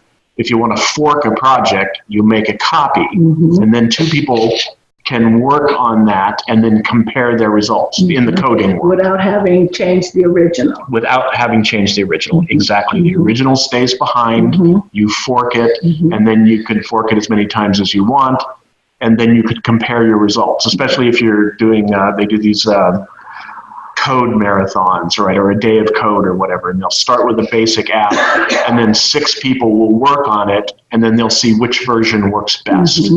And then you can recommit the best version, and then that becomes, right, the replacement, the update. Yeah. Well, Mark, may I give another example of why one would do that? It's a little bit more complicated, but I think it illustrates the point. I'm using Google Sites to develop online courses for Wiser, and I have kind of a template of what I want to do recurringly for the courses.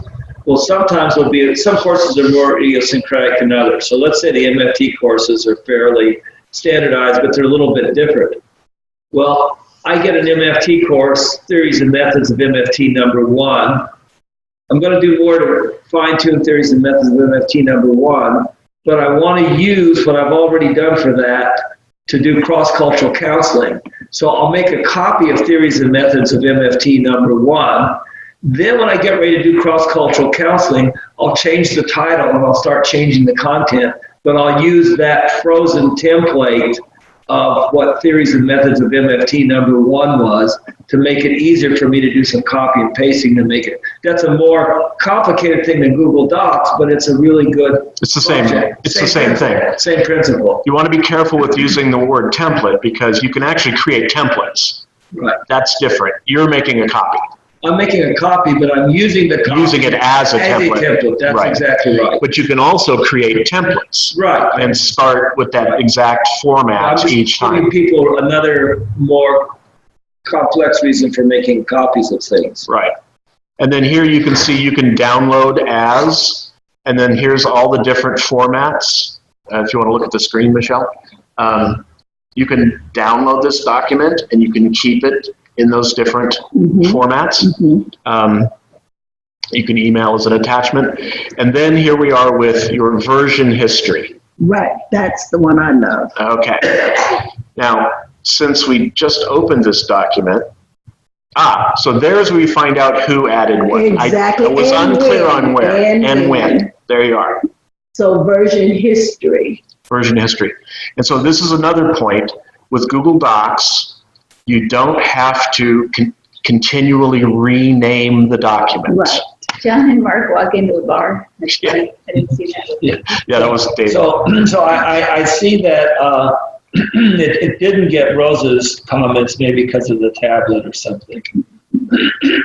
Excuse me. Yes. That's So Michelle's. I don't quite understand. Yeah, but Michelle's is there. She's not on a tablet. She's on a Mac or a tablet. Yeah, the difference with a tablet is it has less function. Is Rosa still with us? Yeah. Yeah, she's still, or at least looks like she is. And so this is another problem or challenge when a group of people is working on a document. In the old days, you would email it around and everybody would make their corrections, and then they'd have to change the name, add their initials or something, or add the Track date. changes with a pain in the butt. And then some person would collect them all and then have to track the changes and then decide how to merge. And well, all of that's, we don't do that. This is Google. So people just come in and make changes, or if you don't want them to actually change the document, you give them permission to comment. And then those comments are on the side, and then you choose whether to accept the comment or not. And it will automatically Right. change the There's document. another function too, which I found really useful working with Deborah on the strategic plan, called something like show edits as suggestions. And that's kind of interim between comments and edits. Yeah. And that's a really, really useful one, at least for me, for a lot of the ways that I do work with people.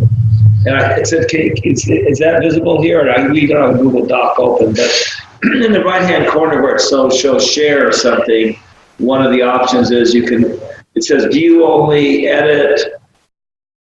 Oh no, it's for the pencil that's below share. Clicked on it. Yeah, that's okay, sorry. It actually isn't where it says share, it's right below that where there's the little pencil for edit. And one of the options is, So slow. now go to the pencil underneath share, and it comes up. Slow loading, I guess. Yeah, something's going on with the internet today. Where's the pencil? It's going to be right here when it finally arrives. There it is, okay. So suggesting, edits become suggestions. So there's viewing where you can only look at it, you can't mess with it. There's editing where you can make changes, but it will show that you made the changes. But there's also showing edits as suggestions, which I've just found it personally kind of convenient for some purposes. I wanted to point that out. It's like the tracking that you've done. Yeah, it's a little bit more like the track Yeah, change. it shows who made the edit. Yeah. Uses it a lot. So again, this going forward should really simplify our communications. Like Marilyn, when you're working on your flyer, eventually we'll hopefully get to the point where it's in the drive, and then you just invite people to come in, and I would have them make comments, right? And then you do the final yes or no, we're going to change that or not. So that's still your flyer, but yet rather than emailing them back and forth and back and forth and back and forth. So this is, going forward, this is how, hopefully will simplify communications, and eventually it'll get to the point where hopefully it'll be like, oh, it's the first Wednesday, Maryland's flyers in the dock. Let me go see what it's going to look like this month. And then they can say, oh, and we're going to do this event. I guess put it as a we comment. put stuff in people's calendars, I guess, or so they can see it on the calendar. Comments are due for your... Exactly. So things like that. You can push out notices. Yeah. Yeah, I'm not sure if there won't be any emails for a while, but right now I'm just emailing you to get you to look at it. Yeah, no, I understand, I but think it's fun emails. I'm just saying it's an extra tool. Hopefully I'll get that measure up to your expectations. oh, you'll see it's easier because then you'll be able to automate them. But I don't know, So- I am working on the deadline's changing, so. We'll see. Yeah, so we'll see. But I just want you to know that it's there, and we'll just see how it's adapted and how we use it. So that was the main thing, the version history. That's the... I am thinking we might want to move over to a Google site, a different model, but that's. Yeah, so formatting, sharing, copying, and history. All right, so we got that. And then I'm a little surprised, I'm a little disappointed that Victor's not here because he asked a question on the Google Plus page about spreadsheets. And the answer was going to be everything's a spreadsheet. When you get right down to it. So now we're going to go to Sheets. So again, there's my apps. Sheets is the little green one. And that's a little bit like Excel, right? It's exactly like Excel. So I'm a master of understatement. And if you were to download this to your computer as a separate document outside of Google Docs or outside of Google, like just on your desktop, and you were to save it, can you save it as an Excel spreadsheet with all the same functionality?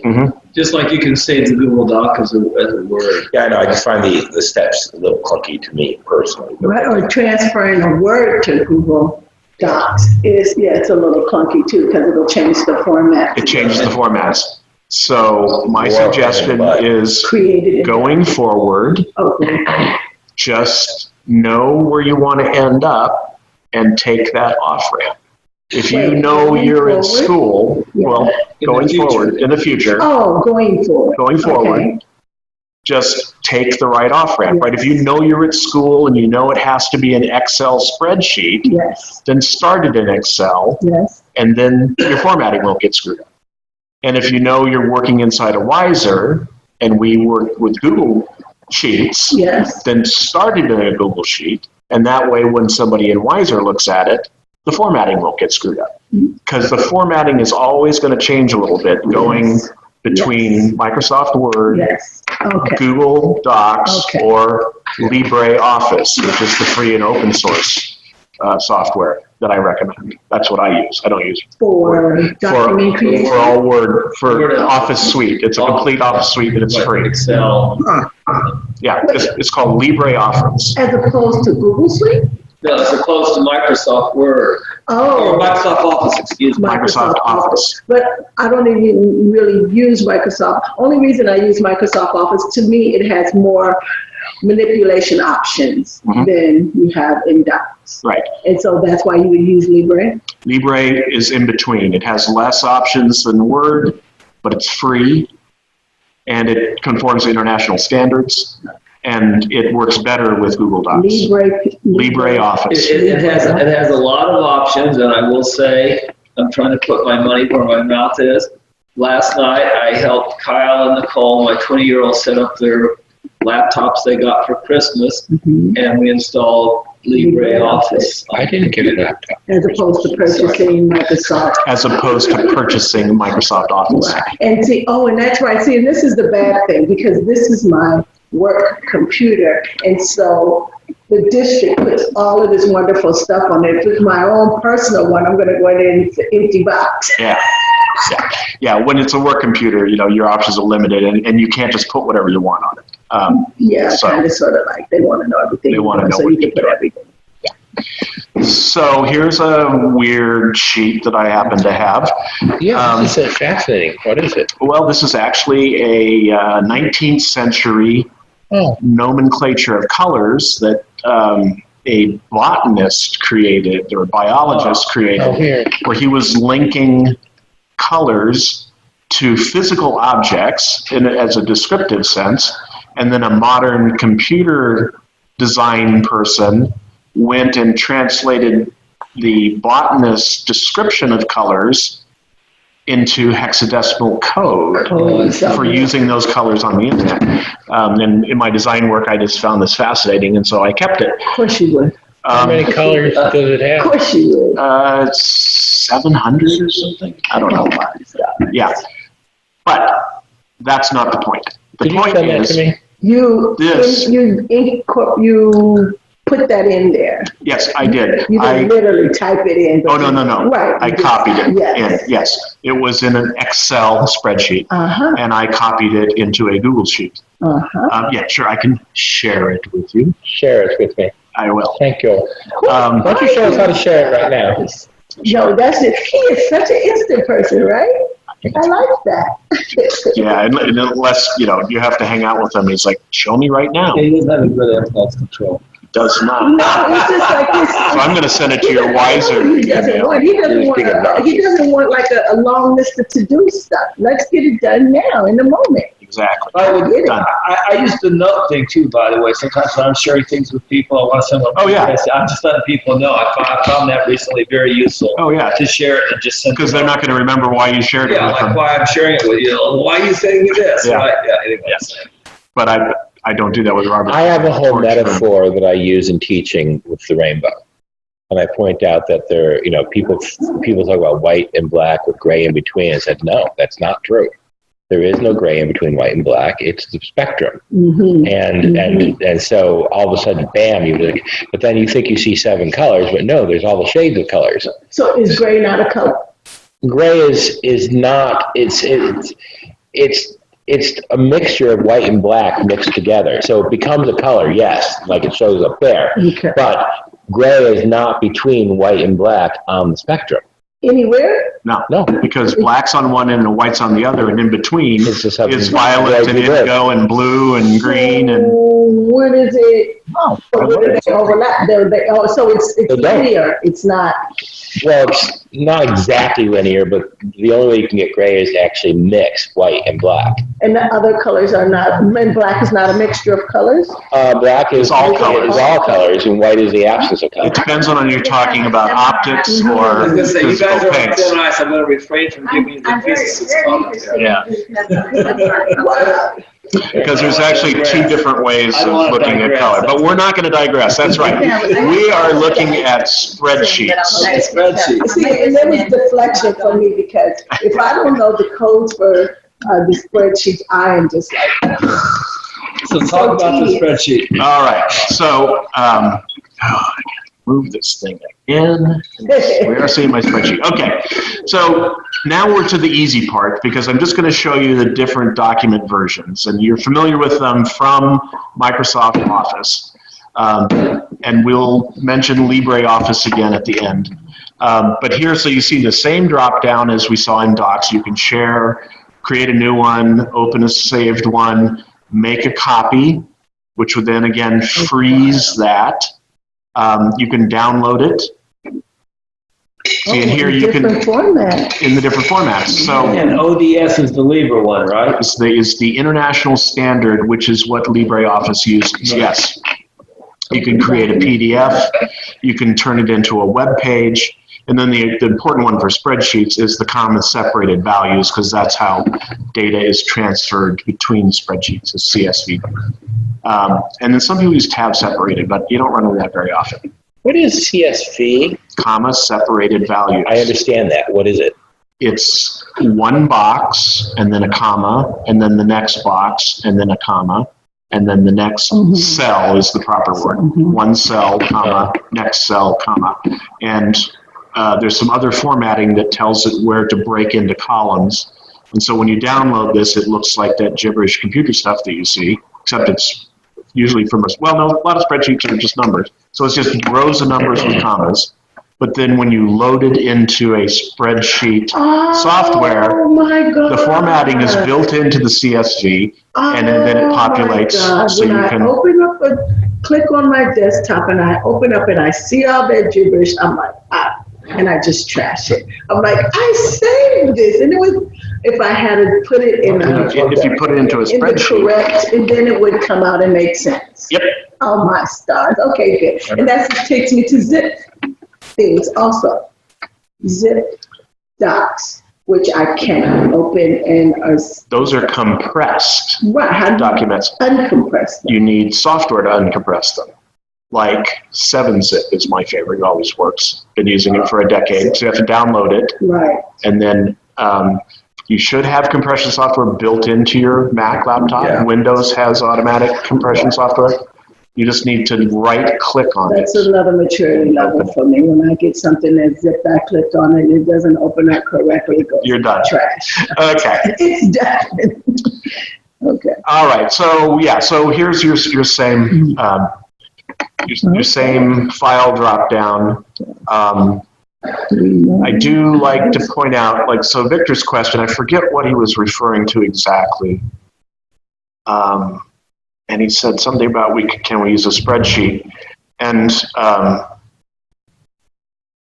do like to point out that the internet is a spreadsheet, basically.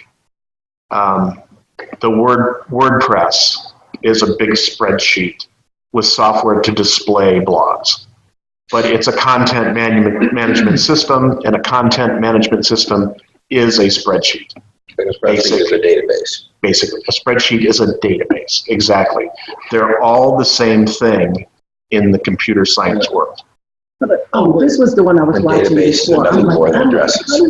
Exactly. Okay. I Exactly. actually looked up a picture of the Google server farm. It was amazing. They have several of them, but Yeah, but it showed a whole bunch of Maryland. farms, and I thought, wow, that's exactly what I thought they looked like. Yeah. But it's kind of like the server version of the warehouse in Raiders of the Lost Ark.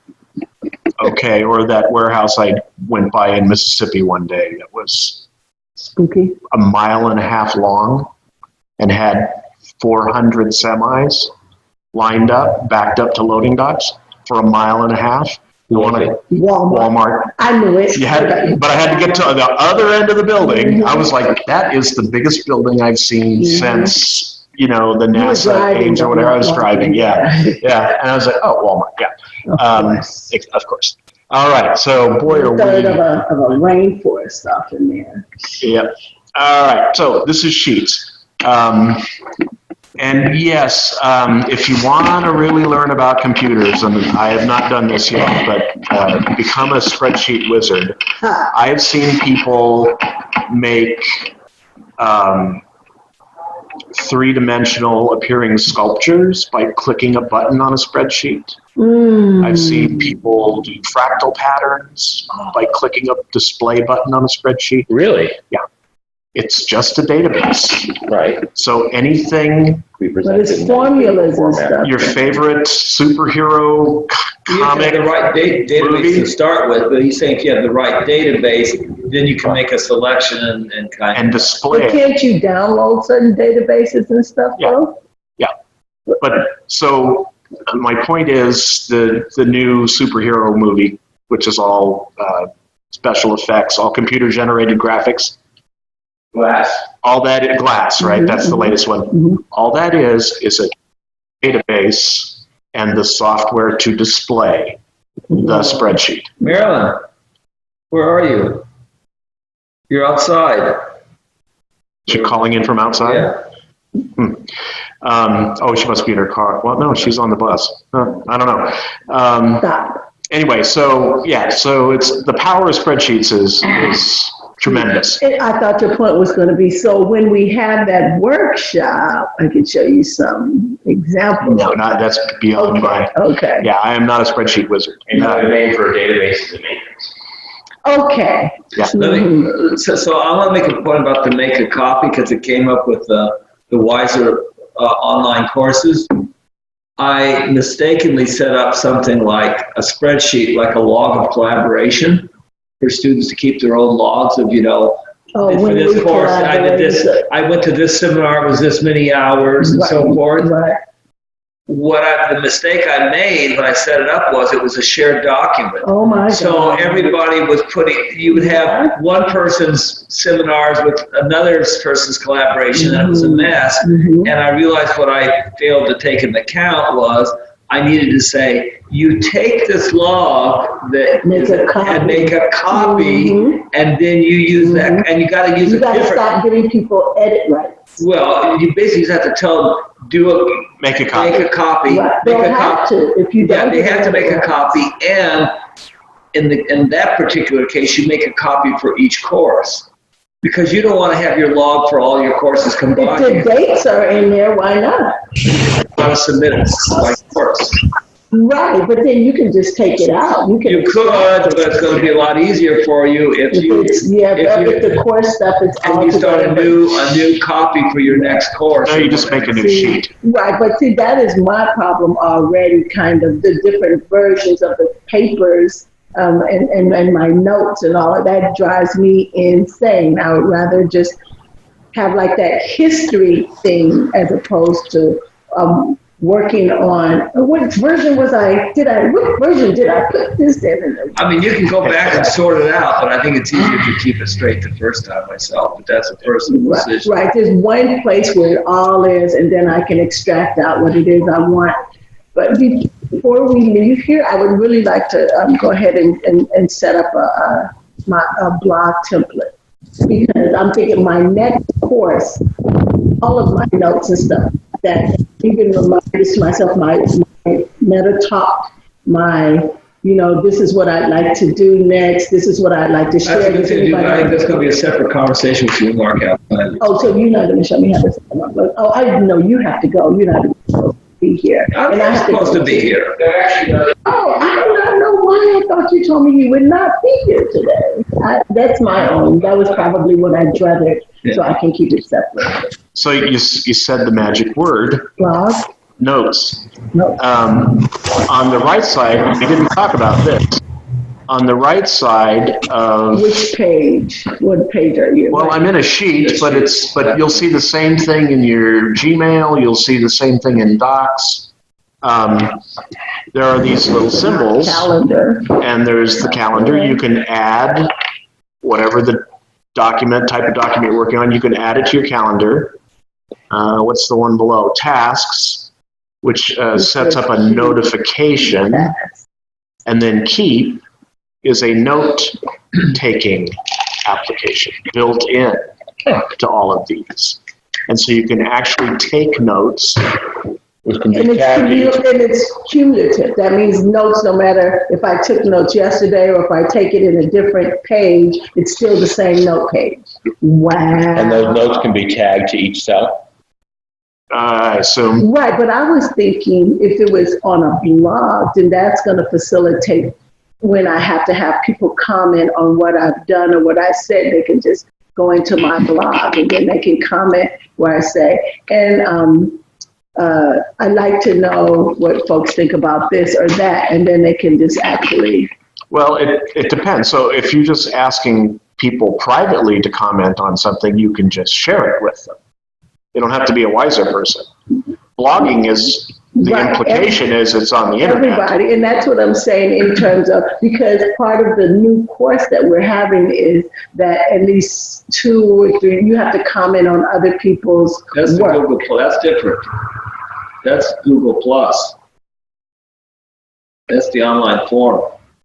Okay, so instead of using my blog, but the online forum is not, do I have a personal place on the online forum? No, you'll just have a post. You'll say, I've been working with this group. See, that's what I'm trying to avoid, because if I'm writing it and saying it on this paper already, you know what I'm saying, then I gotta go over there and I gotta say it over here.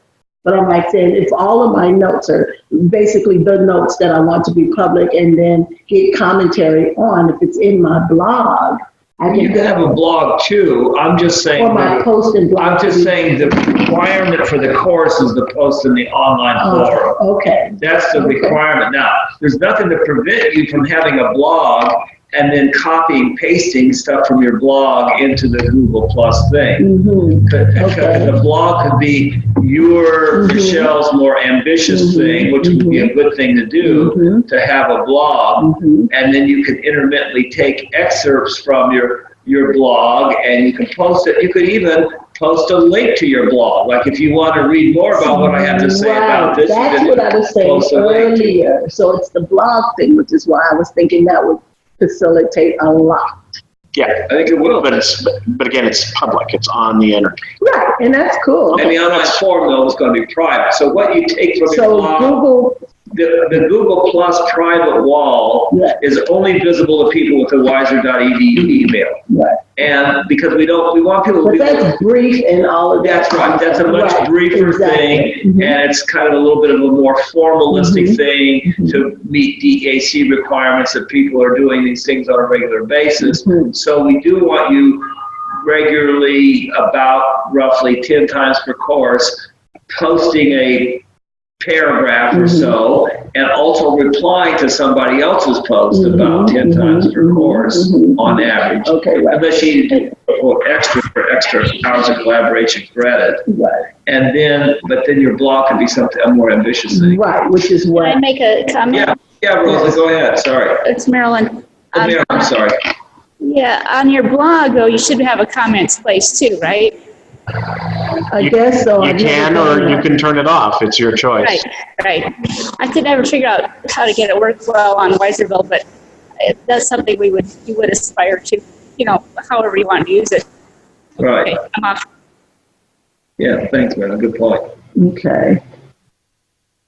All right, so I opened up another random sheet because since that sheet I took from someplace else, I didn't have editing rights.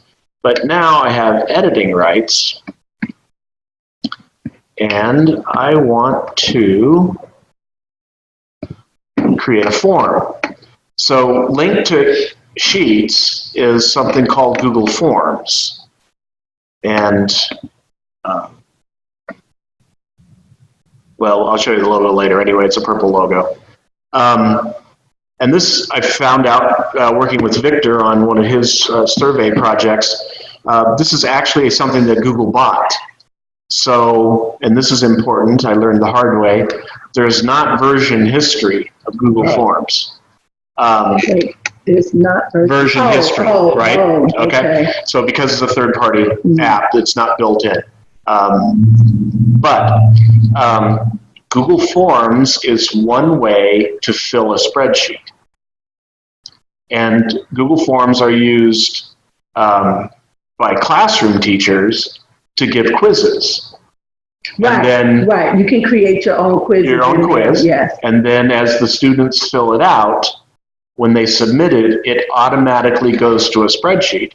And so you have all the answers in one place. Wait a second. In Google, wait a second. Whoa. I heard that, but I lost all of the nomenclature for it. Wait. So you create a form. Yes. To make a quiz. Yes. And now I created the form from the sheet. This is in Google Forms. Google Forms, yes. I created this form from that sheet. In Google Forms. I created a Google form from a sheet. Oh. But you can also just create a Google form. It doesn't matter. If you have an existing sheet, you use the form to add to the existing sheet. But if you create a form, it automatically creates the sheet. Oh. So if you want to give a quiz, you just open Forms, create your quiz, share it with your students. They fill it out and submit it. And you have a spreadsheet where all the answers are put into columns. That I didn't have to create. That you didn't have to create. All you have to create is the form. And applying it to Wiser, Wiser is required or strongly encouraged / required by DEAC to track how many hours our students spend doing various course activities. So at the end of every course, the Wiser student answers about 8 questions, multiple choice. What range of hours did you spend reading, doing your paper, your action research lab, whatever? And then at the end of the form, there's a couple questions about how would you rate this class? What suggestions do you have for improvement? The student fills out that form, they click the button, and the Wiser has on a spreadsheet all of that information. Right. It's amazing. Another 10 questions for us. Quantitative measure for assessment of your success. Okay. I know I'm not leaving here before I create my blog. And it's all built in there. Okay. So, and Victor was using it for a survey, and he found a cool workaround, or we found a cool workaround. He wanted to anonymize the survey. And we went online, and we found out how to receive the answers without knowing which email account which you shared the form with, how it came to you. And I don't remember how he did that, but could he not? Is there a way that he could find out which email accounts responded without identifying email accounts with the responses? No. Okay. But he didn't want that. He didn't want to be able to. I was thinking about why. So yeah. So you can either collect the emails or not, but there was another part to work on. I don't remember. I asked him to post it on the wall, though, because that would be good to share. This is another way, for example, for Wiser to do our annual student surveys of faculty teaching and other such things. Okay, so sheets, forms. And then we saw today slides. So the form one is the green one underneath the doc. What's the icon for? So the top right-hand corner is doc. The green one below is sheet. Sheet, right. The yellow one below is keep, the note-taking app. And if you put your cursor lightly on it without clicking, it'll show you the name of each of those. Yes. No, this is an image. That's a reflection. Yeah. You can't mess. And then the purple one is the form, right? Then there's the calendar. Forms. Yes.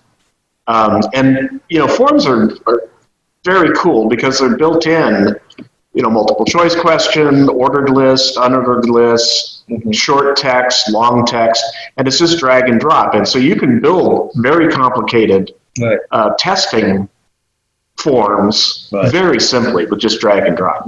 And the sheet automatically formats itself to receive the answers. And to give another application, at Wiser, we're using forms for faculty to evaluate each student's work on that course, but they have to make a copy of the form because they have to do a different form for each student in each course. See, so sites and Blogger. So we'll get there. I don't have this on my list, but I should have this on my list. So when you're in your Wiser email, because we're a Google education institution, why is it asking me to sign in again? I don't know. It comes with built-in G Suite or Google Suite training.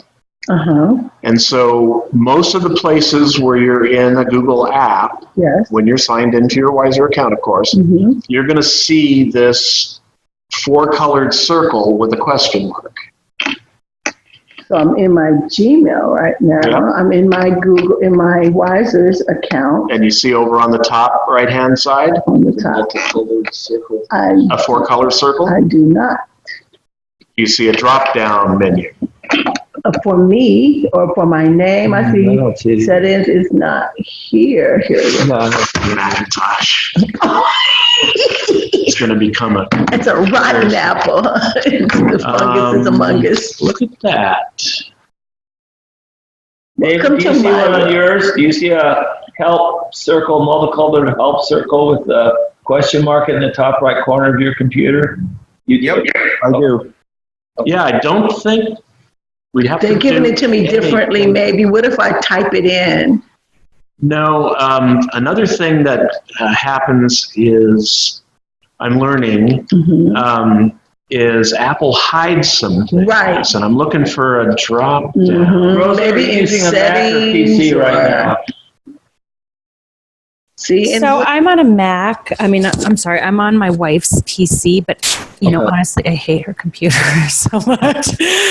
So I really avoid using it, and I'm just trying to follow like. Can you see the multicolored circle with the question mark in the top right on yours? The problem is that the only screen that I have is just seeing in Zoom. It's like I can't get out of seeing just Zoom. I can't get. It doesn't have the double screen. Minimize the Zoom. Try to minimize. Can't even minimize it. Her computer drives me crazy. It's like. Do you up in the corner where you can? Okay, wait. Oh. Sorry. I think I did it. All right. Well, I don't know, Michelle. See, welcome to my world. Well, and I just feel redeemed. This is happening more and more, and I took you out of wherever you were, but that's no problem. So this is something I need to figure out for our Mac friends. But for everybody else, G Suite. What does that say? G Suite training. Training. Huh. So I'm wondering. And wherever you are, you're working on a document or something, and you have a question. If you click on the 4-colored circle with the question mark, it will open up this side panel. And here's getting started with, so I'm in a slide. I'm in today's slide deck that I created. And so here, right at the top is getting started with slides. Everything important you need to know to get up and running with Google Slides quickly, start here. And then below that, there's a play button, and that tells me that there's a YouTube video under there. And then here's the introduction to the slides home screen, creating and working with slides, editing and formatting, and on and on and on. But I just Googled G Suite. Yes. So I'm wondering how can, if I ask Google, how can I find G Suite training in my email? Maybe. On a Mac. On a if Mac. you Google that, there might be a switch to turn it on, or you might have to manually go to that. Okay. But my point is, for every place you are in the Google Suite, there is this built-in training. And it's the first place I go. When I have a question, I can't figure it out. I go there first. Yes. And then, but it's standardized answers. It's like facts, right? So if it's not there, then I do a Google search, and then that's where you get, people's blogs or official announcements or the tech websites that explain it more completely. But it's a good place, especially for, it's something dumb that you're looking right at, you don't see it. This will point you in the right direction. So that's the G Suite training. And like I said, it's everywhere you go. Now let's see sites. 14-day trial. Where sites? Okay, sites. Oh, yeah, you don't see that very often, but there. So that's a slightly different looking logo because they just can't leave things alone. Right, that's the classic one, and you guys probably have the updated one. I don't know which one's which. On here it gave me an option, did I want classic or did I want the new version? Oh, that's, that's not the logo version, that's the actual software version. They completely rewrote the site software recently. And so some people don't like change, and so you can stick with the old version of the software. But I wouldn't recommend that since we're all starting fresh here. Start with the new version because the old version will eventually go away. Yes. Mark, can I back up for 1 second and ask a question about Sheets? Sure. Google Suites or Sheets, is that where we're doing our collaborative logging of our collaboration time? Is that? Yes, it is. And you need to make your own copy of the sheet for each class, Rosa. So that you want to, when you go to a sheet, that you click on File, and then you scroll down and you click Make a Copy, and make a copy of it. And that way, you'll have a copy, and then you want to make a new copy each time you're ready to do another course. I see someone else's collaboration log. Do I delete it? Delete the information. Delete the information. Do I just use that though for my starting of my collaboration log? Yes, you make a copy of that. Of Jill Arrington's? Yeah, then you delete her information. I see. See, I keep trying to tell people not to do that, but people keep not realizing that that's what I told them. And they mistakenly enter their information there. Oh, and so that's just a template. Yeah. So like Jill's a newer student, and I told like James about that, and I think he knows now, but I told Jill once, but it's hard to figure these things out, so she doesn't realize that yet. Okay, so you just save file, save. Yeah, just make a copy, just click down where it says make a copy, then when you get the copy on your computer, just delete the content of Jill's. That you typed in. Got it. I thought Jill was a man. No. And you can either create a new one for each class, or you can simply create a new sheet. Because you can export a sheet. So it's your choice. You have options there. And I realize I've been a bad facilitator and have not been asking David and Rosa how we're doing, and do you have some questions? You just answered my question, so. Yeah, but thank you for being assertive, because we went over this on Monday night. We really need to be more conscious of the people online and to check in more often. And so I'll apologize, David, and ask you if you have any questions before. No, Mark, I really appreciate this. You're having to talk to people at very different levels of comfort with all of this. And for me, I'm not asking a lot of questions, in part because this is very new to me. I'm the kind of person who needs to be sort of taken through it the first time, and then I have to kind of go back on my own to see what's relevant most to my, sort of uses and potential uses. So I just had to be thrown into the water on this, and I'm kind of more of a spectator, but I kind of needed this just to get myself with more familiar with the whole platform. So I appreciate this. This is very useful to me. Well, good. And that was my intention, is just to give a quick overview. And as we said on Monday, lurking is learning. Yes. Lurking is fine. That's a big discussion in the online world, with open platforms and open courses and things. And there's nothing wrong with lurking. It's a good way to start. We just don't want to force people to lurk when they don't want to. Exactly. And that's the thing. When we really do need to work on our facilitating to make sure that the people that are not sharing our biomorphic, or what's your term, fields that morphogenetic field. Yes. Or morphic field is another way. I'm all into lurking, trolling, stalking, or Too much information. Yeah, okay. Well, I'll make sure I get one of those little things for my camera then. Okay. So how are we doing on time? We have a half an hour, which is perfect, because I just want to take a quick look. These are much more complicated sites. I mean, I've achieved my goal for today. I didn't know if we would get this far. To just show you. A website for you? Yes. Yeah, that's what I use for our online courses. This is how John built the online courses using sites. And that's what I was saying at breakfast. This is one option for us. But as I was saying, so I achieved my objective to just give the overview of basically the Office suite. That was today's objective. In a month, we will be looking at the drive and the file system, and a couple of the students and I are working on file naming conventions that we hope that Wiser will adopt, just to make it simpler. If you do that earlier rather than later. That's what we're trying to, we mostly have it done, and it'll be presented within a month. So we'll have another month to clean it up and test it. So we're testing it, we're adjusting it, and then within a month we'll be presenting that, and then I don't know, shall we vote on it? I don't know, but it's based on international standards. It's pretty solid. We're trying to make it as simple and yet as solid as far as computer technology, no spaces in the file names, that kind of stuff.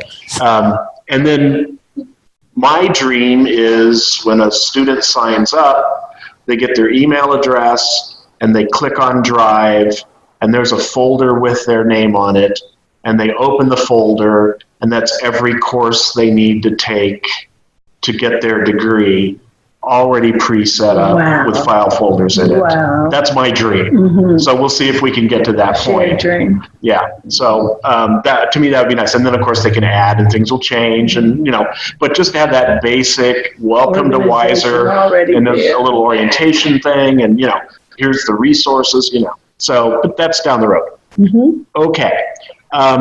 So I'm assuming everybody has seen a Wiser course by now. I know Michelle's taking the course. David, I don't know if you've gotten a chance to look at any of John's courses that he's created. I'll pull one up. Rosa, I know, has looked at them. Have you? I think I've looked at them. You have. I don't. Yeah. I think you have. They've got They the don't have black. that. months ago. No. Okay, well, so yeah, I don't really need to pull one up. You've seen them. The point here is, here's the software. Again, it's free. It's Google, and it creates websites on the internet with the click of a button. And what could be easier? Did you have a standard by which it automatically organizes the linkages between websites? No. And that's where we're going to use Google Classroom. So that's in 2 months, where we'll have that simple one screen navigation set up. In 2 months? In 2 months, we'll be demonstrating that. This stuff takes time to first learn and then test. And then, yeah. So this is the stuff that a course management system just has for you. Yeah. And then the analytics, how often does the student go in? It's, again, the dream is, eventually. Who works with this on you, John? With me? You just like a one-man? I'm the guy.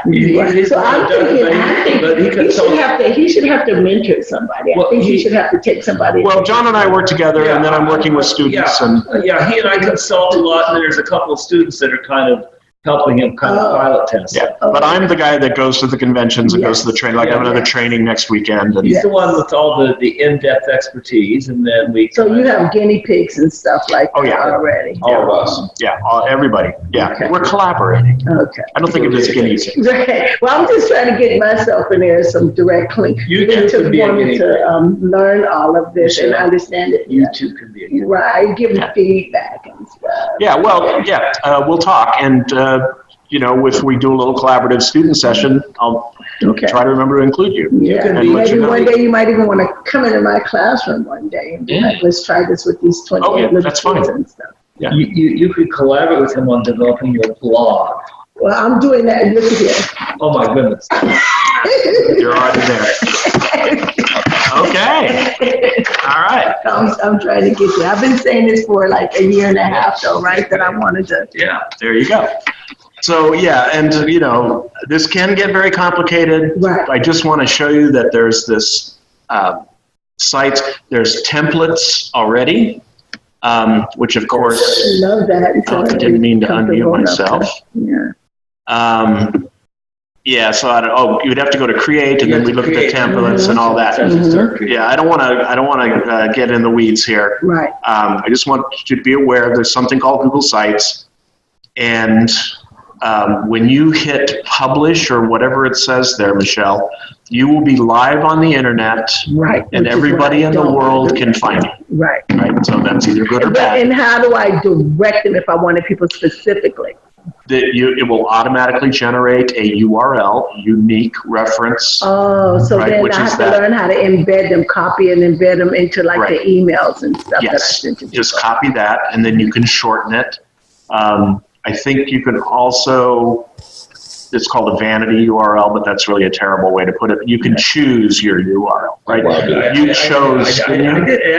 It actually produced, based on the titles of the courses, it produced fairly intuitively coherent URLs. Using your title. Just using the title of the course. So like the title of the course, it ended up working out. Because the ones I've looked at are like perfect title. Well, it did it a kind of intuitively coherent. So you can also change it, I know. Okay, I didn't know that because I didn't bother with it because they came out. No, they look fine. Yeah, they look fine. Yeah. So you can change that, Michelle, and then you can also shorten it using an online service like Bitly or whatever.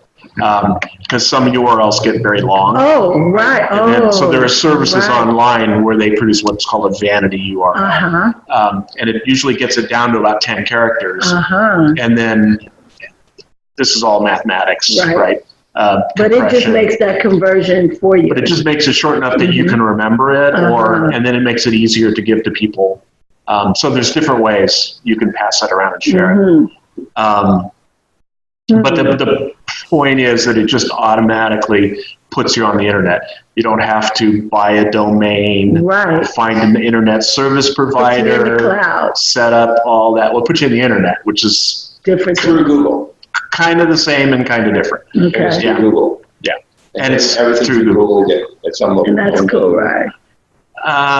No, that's kind of an urban. I mean, they have access to a lot of it, but not everything. Right. Okay. So say I leave my district and I don't have the same Google access that I had before. Will my blog always be my blog though? Set up through Wiser. Yeah, I'm not sure. So definitely set it up through Wiser. Because but I didn't set it up through anybody because I tried to set it and I went to I went to there. Is that setting it up through Wiser? If it's through if you're logged onto your wiser.edu email, you set it up for this. I was logged into my Wiser. I was. So it should be in your Wiser, Google Drive or whatever. No, because I went to Google. To the Google. Right, just online, went to Google and set it up. So actually, because I tried to go through. I'm going to guess it doesn't matter. I'm going to guess that that's just yours personally, and it doesn't matter whether you leave your district or you leave Wiser. I think it's just completely independent. Okay. Didn't ask you to sign in with an email? Oh, it did. Okay. Oh, it did. So that email, it's linked to that. Wiser. Okay. So then you're fine, because Wiser has no intention of revoking your email, at least at this point. Yeah, so it seems to me that if some of our more creative members of the tribe, the 100, were to be interested in doing blogging, having them do it through Wiser, and would somehow draw attention to Wiser. Yeah. So I'm now thinking of marketing. So Right, if you were to become actually a viral blog, and they kept seeing Wiser show up in your blog because it's a Wiser blog, then that might bring attention. And So maybe I might have to say MHE's blog. We have a site called wiserbill.org. It was created about 10 years ago with that intention. Yeah. And there were two problems. One is visually it's a mess.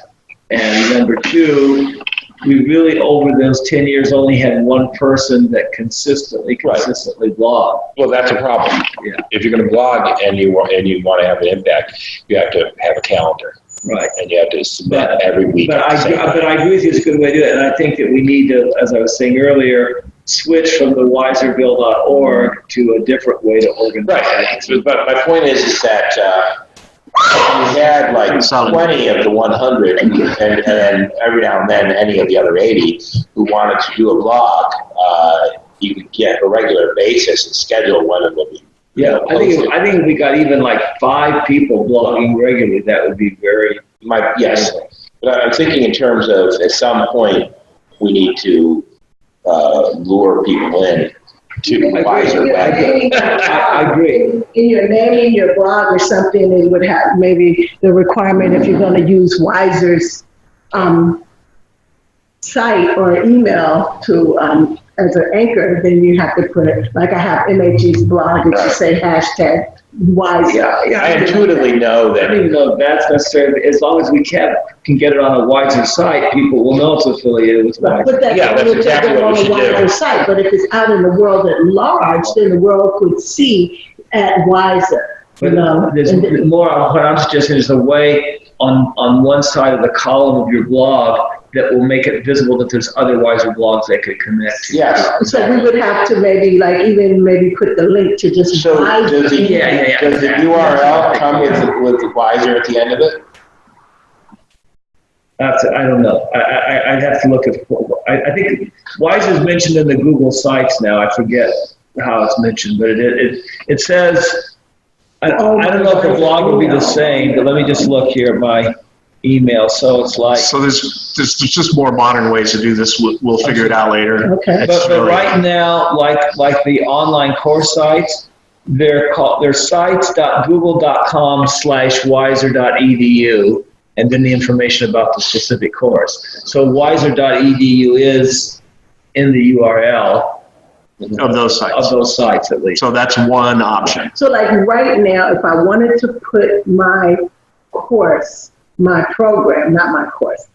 program in to show that I'm an Ed.D. student, and I wanted to put my program URL right here on my blog underneath my name, I would just type that in there. Well, I don't know what you mean by program. Okay, so my how do you change the URL? No, how do I just if I just wanted to put it right here as a link, so that when people go to my blog and it says MHE's blog, up my subtitle would be the URL to my program, so that they. You mean to the page on the Wiser blog that describes your EDD blog, not the Wiser blog, but the Wiser site. Yeah, and that gives the description of my program that I'm in. Well, yeah, you can put a link. You can put any link there. I don't think you want people to link to the course. I think you want them to link to the description of the course. Yes, but the description of the course. Yeah, that's what. Yeah, not the actual course. No. Yeah, the description of the course. Exactly, on the Wiser site. Like on the link to the EDD program. Yes. Yeah, exactly. The description. Exactly. Yeah, that would be what I would do. And that's easy to do. It's easy to do. Yeah. For example, just create a link. You just go to the highlight the text you want. Say, visit my program, and then you highlight the text, and then somewhere in the ribbon there's a link and you put the link, and then a box opens, and it says, where do you want this text to go? And you specific answer, but put the link in there. That next week if you want. Okay. In the meantime, Have I'll that be as part of fiddling our- around with this. Have that as like, whatever you want, 20 or 30 minutes of our agenda next week, or whatever you decide. Yes, on my blog, because I want to be able to, when I get into the next course, I want to be able to just like easily transition into the new way. So I don't know if we'll get it all figured out next week, but we can spend part of the time next week and start on that. Okay. All right. Okay. So that sounds good. Okay, so we're going to end up on the Google Plus. And I want to say, I have like 5 minutes I want the very end. So if you can do this in 10 minutes, that'd be great. Okay. So Google Plus is the social media, Facebook-like place from Google. And again, in the 9 dots, it's a red circle with a G plus. And as you were talking about earlier, Michelle, there are assignments where you're to post to the discussion board, online forum, and that is actually the Wiser private wall. Lower left corner on the screen. On the screen there. Wait, lower left corner on the screen. And it appeared, I should add, it only appears because Mark has set it up for himself and anybody else who's logged into Google+. So like, hypothetically, David, you might necessarily want to do this, but if you want to be part of the Wiser Online Forum, you would have to go to your wiser.edu email account, select Google+, log in, and then for whatever mysterious reasons, you need to wait a day or two for Mark to give you permission to join the Wiser private No, wall. that changed. Did that change? It's automatic. Oh, it's automatic now? Yeah. So if he goes Changed to, again. So if it goes to, so if David goes to Google+, he would immediately see Wiser private wall. Is that right, Mark? Yes, if you click on communities. What? Welcome back. I don't like I'm Macintosh. sorry. Okay, don't worry about Really do it. not like So it Macintosh. may or may not. So you're signed in. That's you, Michelle. See, this is why I have to buy a Mac. So sorry, David, I'm not sure if you're with your Mac. Actually, can you do that right now, David? Can you go to, are you logged into your wiser.edu email? Hold on, I've been Join or create Jumping a around community. doing stuff. back on it. Well, you don't have to. I was curious now. I know Rosa's already got the Wiser private wall, so I can't use her as the Did I? subject. Okay, so I'm going from my email to, To go to those 9 dots in the top right corner, that little grid, and click on that, and then to see the Don't you Google all get Apps, all and then 4? click on G+, it's in the red circle. hold it, I'm not in my, I'm now back in my email. That's fine, your email's fine. Look at the top right Okay, you had corner. to accept There's the the 9 invitation. dots. Oh, you had sent me an Yeah, got it. It's automatic. Now, do you So- see the G+? Yeah, So now Click on there you that are. And see what happens. I'm on it. Okay, does that show a Wiser private wall somewhere in there? Or click on communities on your left side. Yeah, because something with Ariana Grande came up on mine. Okay. Popped up on my phone. What's that about? Try Community. communities on the left side. Okay, so if it's not automatically there, on Michelle's Mac, I search in the search bar at the top on the green bar. I typed in Wiser, and up came the Wiser private because she had been invited, but then I had to click on that and then accept the invitation. So that's how it worked that time. Every time we do this, it changes. It's different. Yeah, it's just, Love technology on a Yeah. computer. So David, were you able to find the place where it said communities on the left of your screen? Yeah, but I wasn't able to get in. So when you clicked on communities, you don't see the Wiser private wall in your case. No, it just says create community. Okay, so see the search bar on the top, David? Yep, Type in Wiser, yep. and now does it offer you Wiser Private or Wiser Public? Nope, it just says Marilyn Jackson, Wiser Learner, test. All right, then go ahead and type a space and type private. Wiser space private.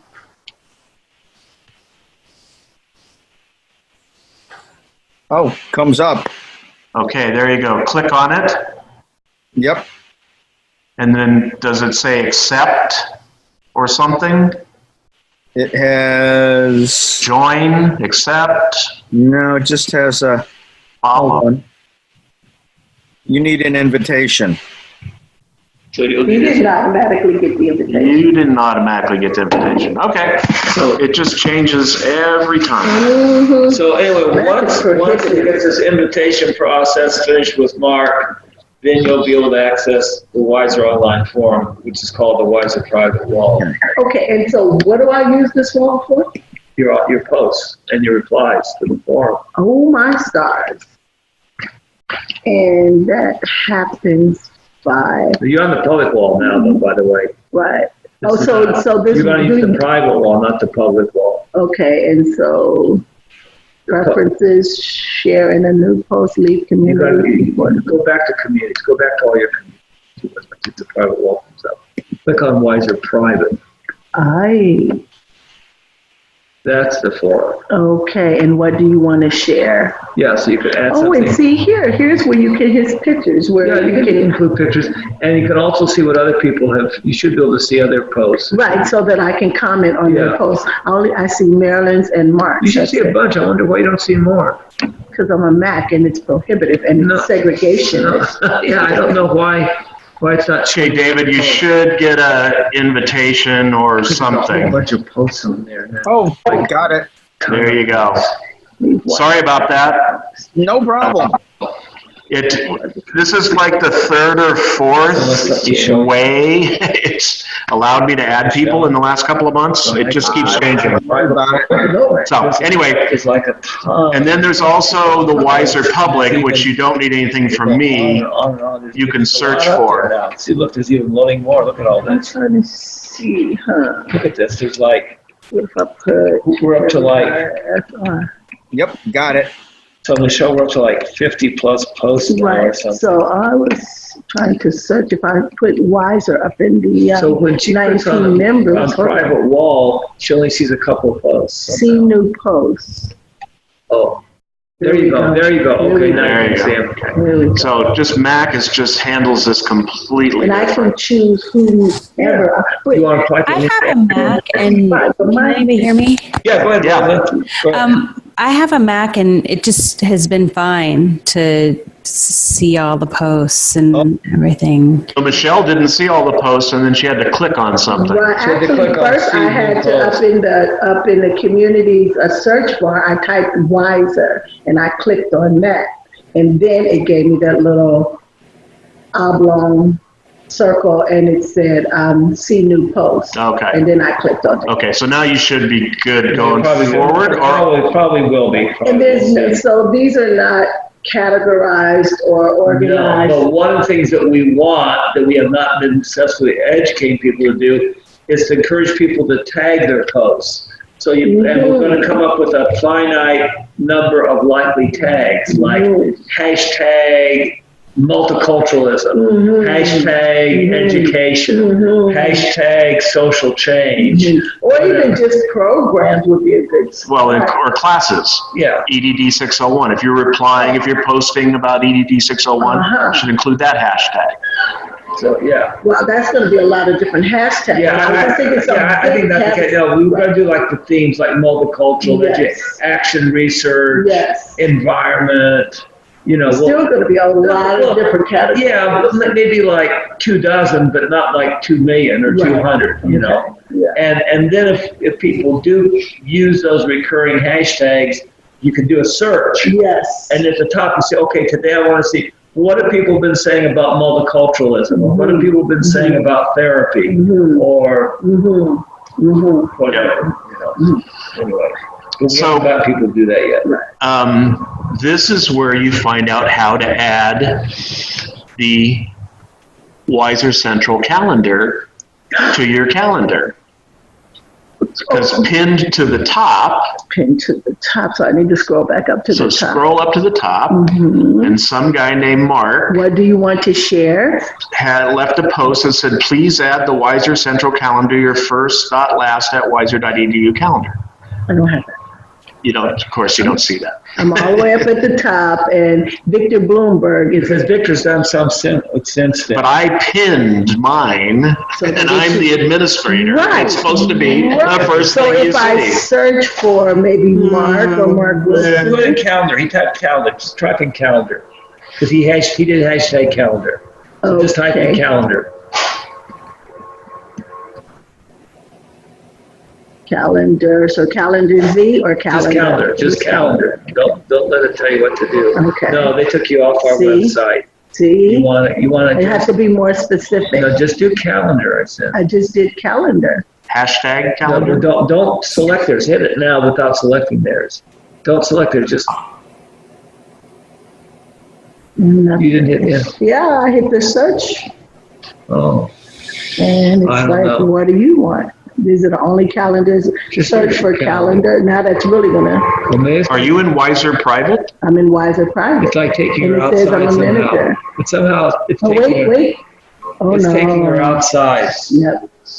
I don't know why it's doing that. I It's like don't know taking- either. So that's what I was thinking. If I put Mark Wilson, if I type Mark. How can it not be pinned?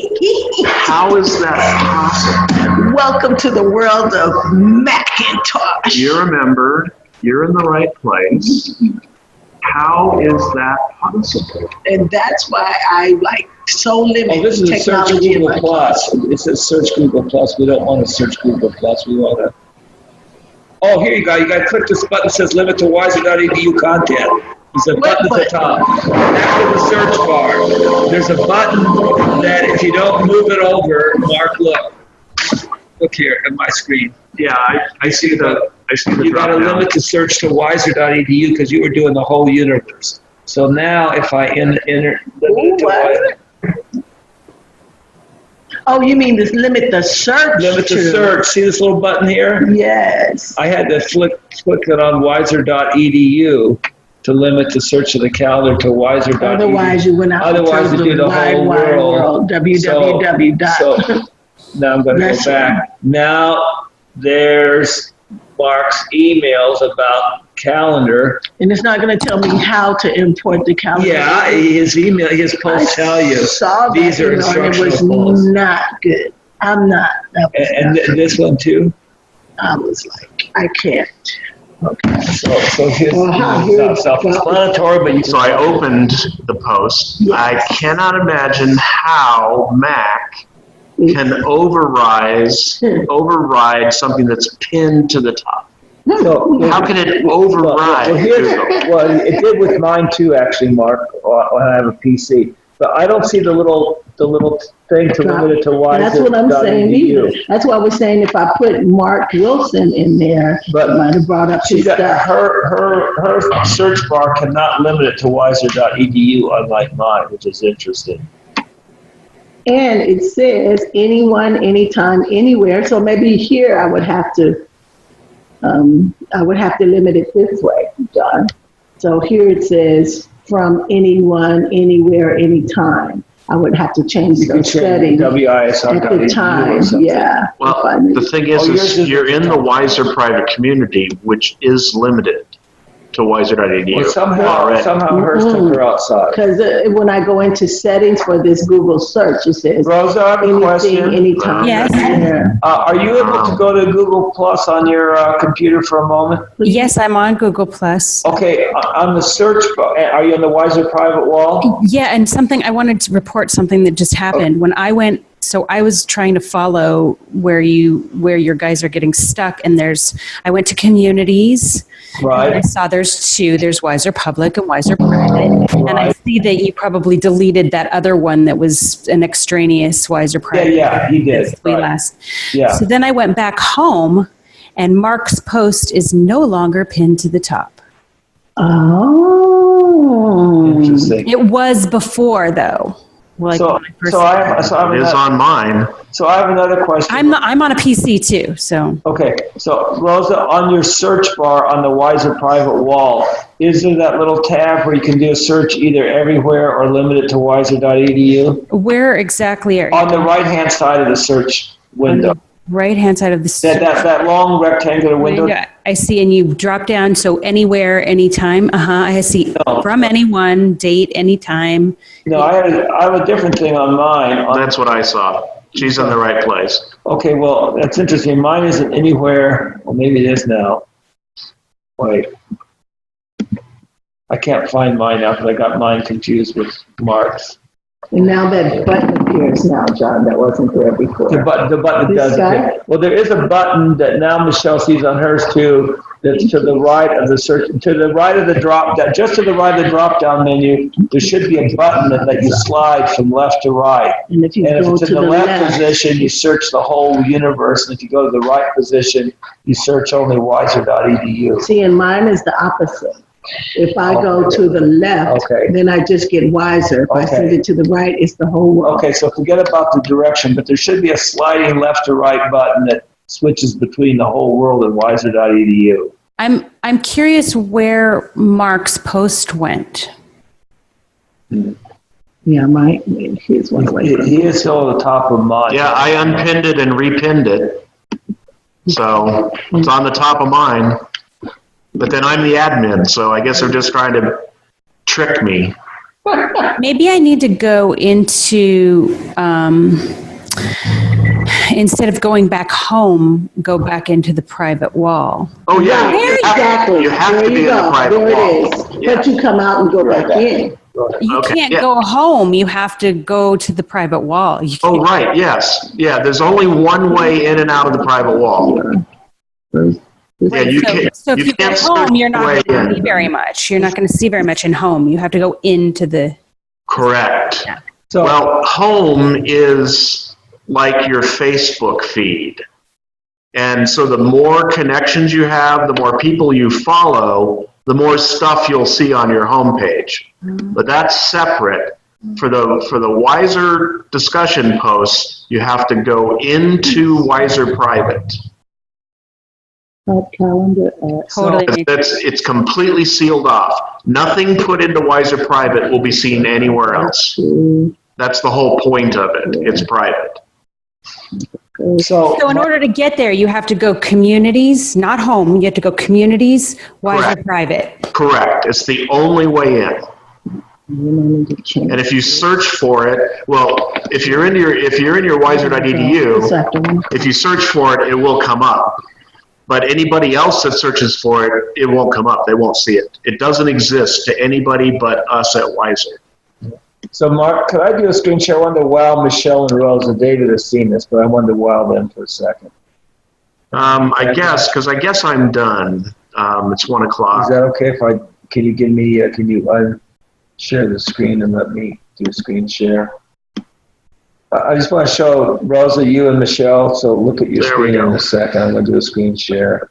But will that work Not for me? It won't work because I'm not in Zoom.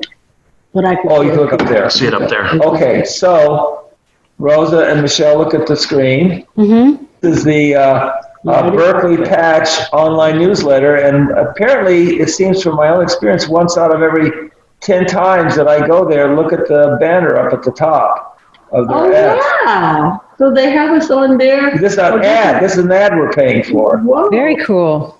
And then before, sometimes you get to this by, first I go to my email here like this, and then I click on, the article that I want to look at. And you don't see it all the time, but in my experience, and then the other one popped right up immediately in my email. I opened my email to the Piedmont patch, which is really the Oakland patch, and I didn't even have to go to one of the articles. I just clicked on the email and said, I want to see what's on I want to look at the weather or whatever, and look, there we are right there. That's cool too. So anyway, we're paying about, I forget, it's $1,800 or something to have these things pop up for 6 months intermittently on San Francisco, Oakland, and Berkeley patches. Anyway, I just wanted to show you. David has seen this already, but Dahlia did a lot of work on the ad with the patch people, and anyway. That's really cool. That's really good to know. And I used my phone the other day to check email, and I went to a patch thing, and it wasn't as big, but on my phone there was a little thing at the bottom about Wiser on the patch. So, your cell phone. Mark, Okay, so I need the screen back. Yeah, I realize I'll stop share. Go ahead. I have a couple of commercials. Okay, here's Mark's commercial commentary. Commercial announcements. advertisement. Yes, adverts. Adverts. We're going to be British. Okay, adverts. I bet these are for upcoming events. Upcoming events. I closed my slides. I have to open See, my now slides while I'm again. in here, where In is the the movies, they call calendar? this coming attractions. Yes, exactly. Now I have to, whoops, I gave you the controls back. that. Yeah, I have to get in the right place and then I have to do it in the right order or Zoom won't like me. Calendar. I'll have to look. I'll have to think for a second.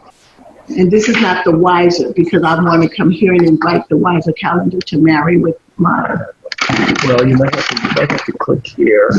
Click those three. Those. And There find might be calendar yeah, there here. might be a more direct way. Yeah. I know you can do it that way. Okay. Find calendar in there. Now, there's probably another way you can do it too. Oh, until then add here. The calendar wise is that you Ah, Okay. okay. There we go. Oh, I didn't show my picture of the shell mount. okay. Darn.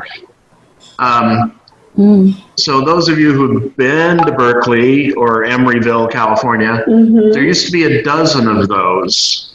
And they took between 6,000 and 8,000 years to pile up that many oyster shells.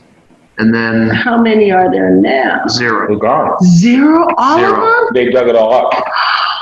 That one they They removed and put a paint factory and they removed them all and now there's shopping So are centers. national, like landmarks, only national landmarks if they are declared national landmarks? Just Yeah. common sense Well, this is 1924. There was none of that. still. Well, actually, even if they're national landmarks now, that Trump's presence doesn't matter. They can frack on them or whatever. Yes.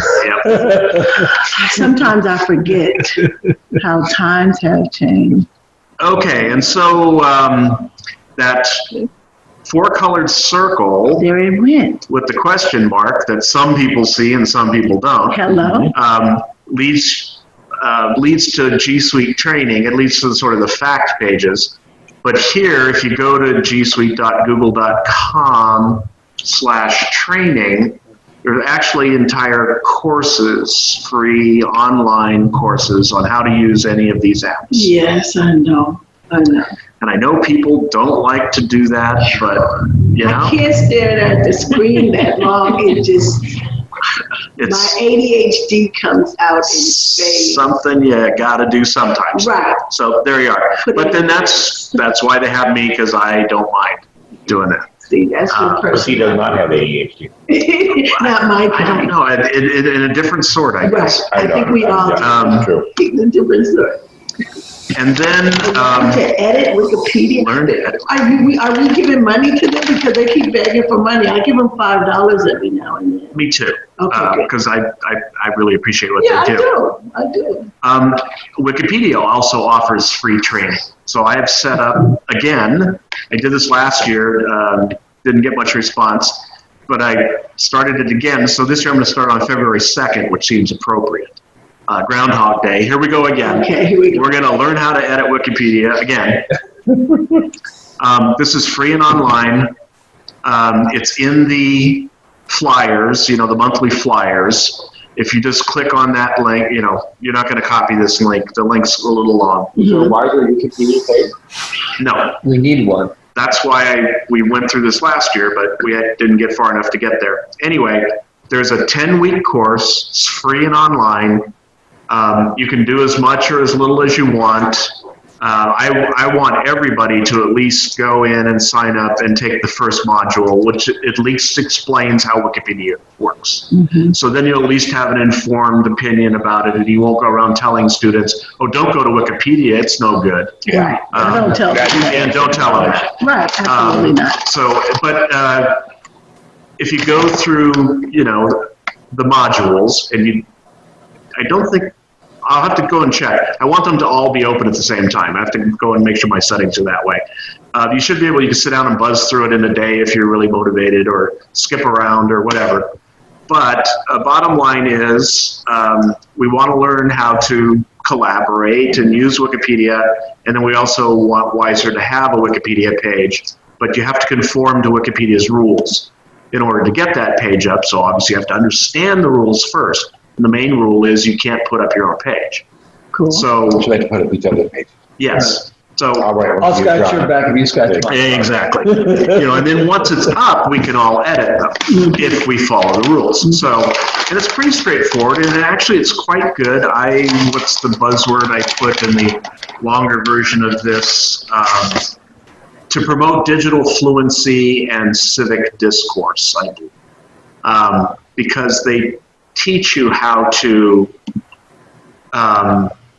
object to somebody's statement in a civil way, and they have their own referees, and it really explains to you how this works. And it's not the free-for-all that people think it is. It's actually all peer-reviewed, and they have referees. How long does it take for a bogus page to come down? It's getting faster and faster. I mean, it's a huge site, and so I don't know, a couple of days. I was telling you about Marx and Sickey earlier. About 10 years ago, a friend of mine, a sociologist, decided to create a Wikipedia page for Marx and Sickey, is the greatest sociologist currently alive, and then he pulled it up in class. Not true. But he was critical of Wikipedia, but it came down. Yeah, they will come down. So anyway, so that's that commercial. You can sign up starting now. The link is live in the flyer. Just click on the link. I will point out you can, again, in the flyer, it points out that if you just type in Wiser Collaboratory, you can get to it through a Google search, and you can enroll using the code that's the last 8 letters on that URL. That NGKI, blah, Yes, blah, blah. exactly, and that's also on the full flyer. I just used the. So Last Monday, we had a good discussion on modern learning theories, and that was at Yak and Hack, the second Monday of the month. which is February. You tell me. 10th, 11th, there you You are. want to go with it. 6 p.m. Folks, I'm going to sign off here. Yeah, because we're we're kinda- after yeah, 4 we're- here. Yeah, we're late. So, All right. Thanks, Thanks, David, and Rose. Bye, everyone. Sign off. Take care. Bye-bye. Bye. Take care. Bye. Goodbye. And there's your thank you for your participation. I got it in just before he left. Bye-bye. Bye, everybody. Bye now.